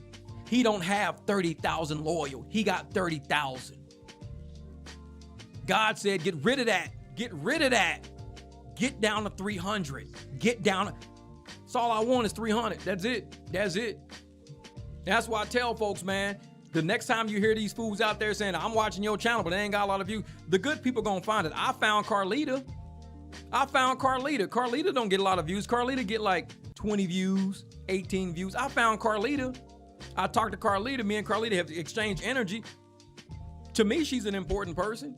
And people think because I got 25,000 subs here, I got like 67,000 on TikTok and all this, I can't see somebody like Carlita because she don't get a lot of views. No, I see Carlita because she don't get a lot of views. And I'm wondering, why are people not watching Carlita?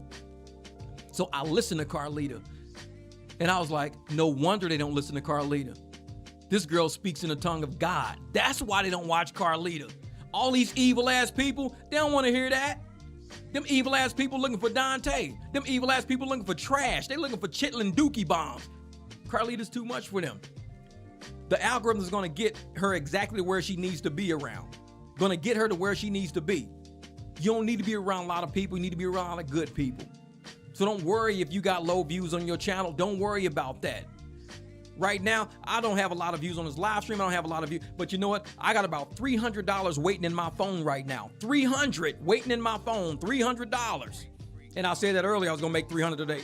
$300 waiting in my phone right now for me to go jump my ass in the shower, go outside, wipe the rain off the truck or the car, and get my ass to making this money.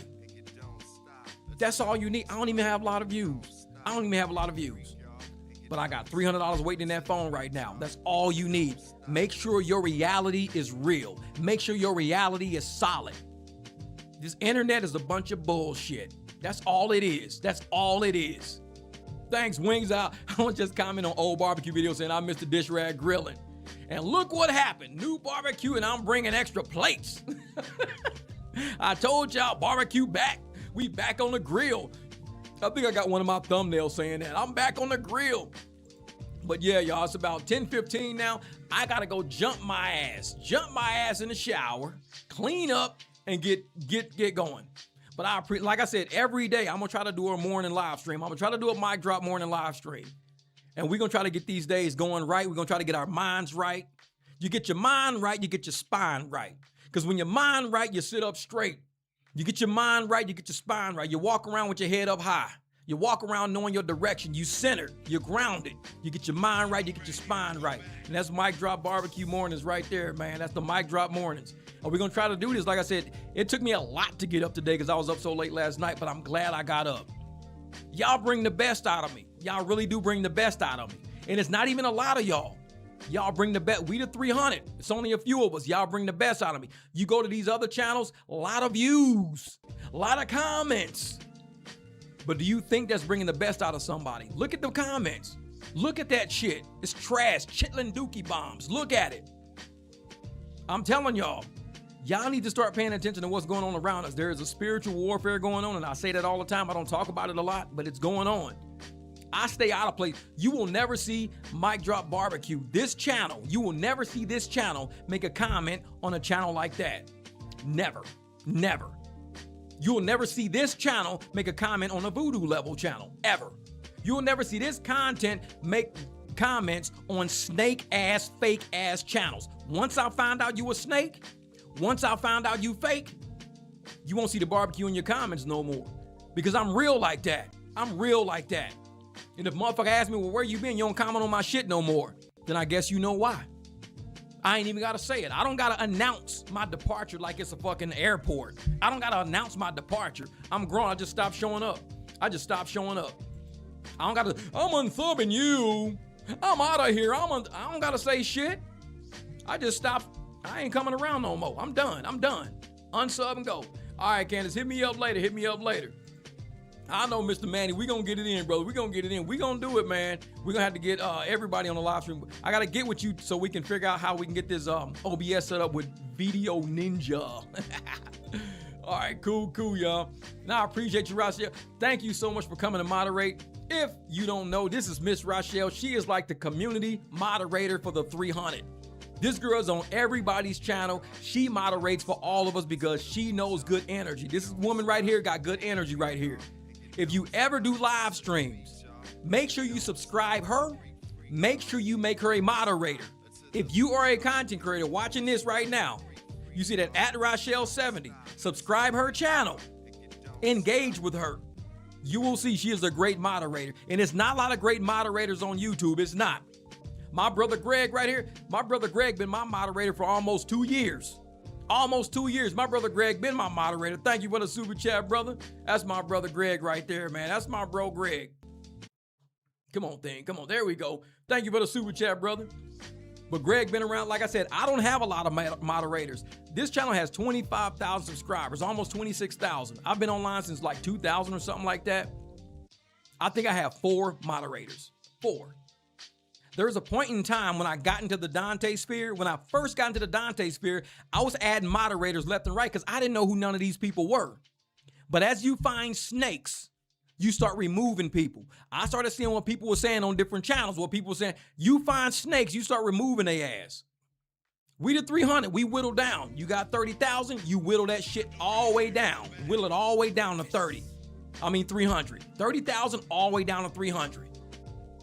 When I had all the moderators on my channel because the Dontay sphere was new and I didn't know what was going on, I had all these, guess what? I whittled that shit down. I whittled that shit all the way down. I got Rochelle, I got Greg, I got Nia. I whittled my shit all. Candace, I gotta get you in to moderate. See, Candace work hard. She ain't always on the live, but when she is, I need to add her as a mod. Because as big as this channel is and as much as I plan on live streaming, I'm gonna need some help every once in a while. And you guys do amazing jobs keeping the trash out of the comments. Y'all do an amazing job doing that. So I thank you, Greg. Thank you, Nia. I know you out there working hard. Candace, I appreciate you. We're gonna get some good mods in here because like I said, I had to figure out who was who because I was brand new. A lot of people been doing Dontay content for years.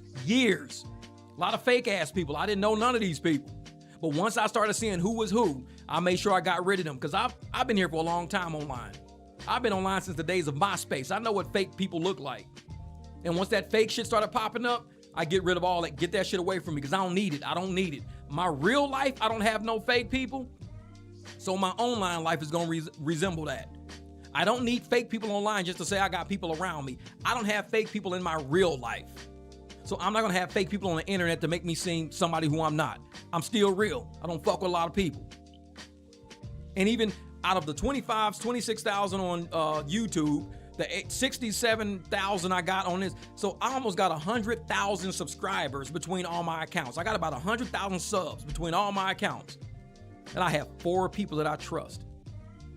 Out of 100,000, I got 4 people that moderate for me out of 100,000 people. That tells you I'm a very, very picky person. I don't fuck with everybody. I really don't. So I appreciate you guys for coming by the MicDrop barbecue. Hopefully I get to learn more people, know more people, because there's going to be days when people like Greg can't come, Rochelle can't come, Nia can't come. So I'm learning everybody. And I really, really do want to invite more people to help moderate, to help keep the chitlin dookie bombs up out of our fucking chats, because we don't need that energy around it. They can stay right where they at. They are not invited to the barbecue. When we invite somebody to the barbecue, it's like family around here. This ain't a regular YouTube channel. This is like family around here. We teach each other how to make money to take care of family, teach each other how to work on cars and save money, teach each other how to work on roofs and shit. We teach each other things because we're family around here. This is not no Dontay shit. This ain't no shit shack shit. No. When you get invited to the barbecue, I appreciate it.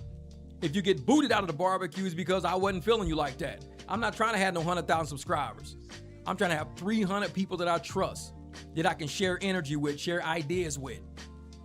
We getting there. I appreciate you guys for coming by the barbecue. Sorry about the whole camera deal, because I know this shit's been going in and out all day. But yeah, I'm out. I got to go in here and shower. It's 10:20. I got to go shower. I got to go get some shit done. So thank you guys. Much love. I appreciate y'all. Thank you, Boogie TV. I'm going to make sure I start checking out some of your live streams. I was checking out the other one you had the other night, so I commented on your channel. But I'm going to start checking out some of your live streams. Keep it up. I know this woman right here, she's going to have some great relationship advice stuff. She's married. She's got family stuff. Man, I'm telling you, I find some good channels out there. And these are channels that do not get a lot of views. That tells you that they're good. People go to the train wreck. When you see a channel that don't get a lot of views, do me a favor, click on it. Sometimes people don't get a lot of views just because they fucking suck. But sometimes you click on that, you can find treasure out here. Treasure is always buried. The algorithm buries treasures. So you got to go find treasure. You find somebody with small views and you go, oh shit, this is a good ass channel. This is a really good fucking channel. And that's why I go hunt for channels that don't have a lot of views. Because treasure are hard to find. Trash, shit's blowing all over the fucking place. Everybody's got trash. Oh, you got 80,000 views. Yeah, it's trash because trash is everywhere. But to find a treasure, you got to find it. The algorithm's not going to give you a treasure. The algorithm's going to give you trash. So when I found Boogie TV, sometimes you find treasure out there. You find treasure. You go check that shit out. And and it's funny because every time I mention channels that I appreciate and that I like, we got these weird ass fucking people that like to try to go email these people. Because I've been talked to. People have said, man, who the fuck are these random ass people emailing me talking about you? I'm like, dude, they do that shit to everybody. That's just how they are. They're trash. So, Boogie, be ready to get a couple of emails. You're going to get some emails from some old trashy ass fuck. Oh, you better be careful about barbecue. You better be careful about barbecue. Because I never fucking did collabs with them because they're trash channels. I know trash. Everybody that got low views ain't because they're a treasure. Some people got low views because really they ain't even worth the fucking time. That's why. But your channel is truly worth the time. Appreciate you for coming through the barbecue today. Thank you so much. Like I said, make sure, and Boogie, I would say make sure you get a hold of Rachelle. Talk to Rachelle because she's somebody who you're going to want to kind of hang out with. And Rachelle, like I said, she's part of the 300. She moderates a lot of channels for us and everything like that. Love you too, Rachelle. And Rachelle, she's the type that I'm going to have to get her some gear. Rachelle, I'm going to make sure you shoot me an email. We going to talk. Because I got Nia some gear. I got Candace got gear and candles. And I got to get you some. Because I take care of people that take care of the 300. I take care of people so we got to get you some gear. So you can get on camera and be like, hey, I got my walk around town with, hey, we the 300. But look, let me get my ass up out of here, man. Thank you. Oh, Miss Sherry, thank you so much. Thank you. Thank you, Jeff. Such a good person. Hey, you guys are amazing. And I'm slowly learning more and more about y'all every day. Not a lot of content creators actually want to learn about their subscribers, learn about people in their chat. A lot of YouTubers think they're so fucking important that they're the center of attention. To me, that's narcissism. I think you guys are important, and I think I want to sit and learn you guys, and I want to send you guys gifts, and I want to involve myself in what you guys are doing with your channels too. A narcissist really believes that they are above. Narcissists like Dontay will never even click heart on anything on his fucking channel. He won't talk back and forth to people. He won't do a live stream. You guys are way more important because you guys are what makes the barbecue what it is. If it wasn't for y'all, barbecue wouldn't be cooking like this. I appreciate y'all. I got to get out of here. We can do this shit all fucking day. We can do this all day, man. So we're going to go. We're going to go. Shout out to all the true believers out there dropping them blessings in our comments when all these fake creators using this against y'all religion. This is for you. Now this for the guy got you. See you at barbecue, and I got a spot for you, so gon' bust a block or two. What else is you gotta do? Just pull up to the potluck, cause I got a pot or two, and I got a lot of crew, and I got a lot to do. These chickens sitting simmer now, so I'm about to throttle through. The latest model you would do is still kinda bother you, but nobody's stopping you. I'm preaching that gospel, woo. My pop was still popping through. The cops are still watching, dude. The prophets on the block were shouting loud like the guy got you. They spitting the rituals and giving the signals. Religion getting spiritual, we getting residuals. The prophecy cyclical and poverty cyclical. See, dad leave kids grieve, mamas need miracles, and I'm getting sick of you. The hood and went digital. These cameras all around, so it's easier getting you. The fiction that you spitting getting seriously critical. It's trash, like your ass on a minstrel. The coke about to bench you, the clan wanna lynch you. The evidence of penance hella strong with the stench too. The barbecue I'm grilling for the women and men too. Your hands up in the sky when the spirit's within you. And you just wanna give it to the Lord. You done been through the droughts that you went through. But you wanna win through. It's constantly getting you to the point of a sin too. You gotta get that paper in your pockets cause rent due. Cause even in Flint too, these criminals sprint through. The government bent you. See you on the bench, dude. Now you at the barbecue. And I got a spot for you. So gon' bust a block or two. What else is you gotta do? Just pull up to the potluck cause I got a pot or two. And I got a lot of crew. But this what I got you. We the Gagachu. For all my people out there that's true believers, you know what I'm saying, out there spreading that energy, spreading the word out there. I might not do it. These fake creators out there, they trying to do it to use it against you. I'm saying don't give up. Stay a Gagachu if that's what you are, you know what I'm saying? Don't even be ashamed of believing in the Lord. Don't be ashamed of that.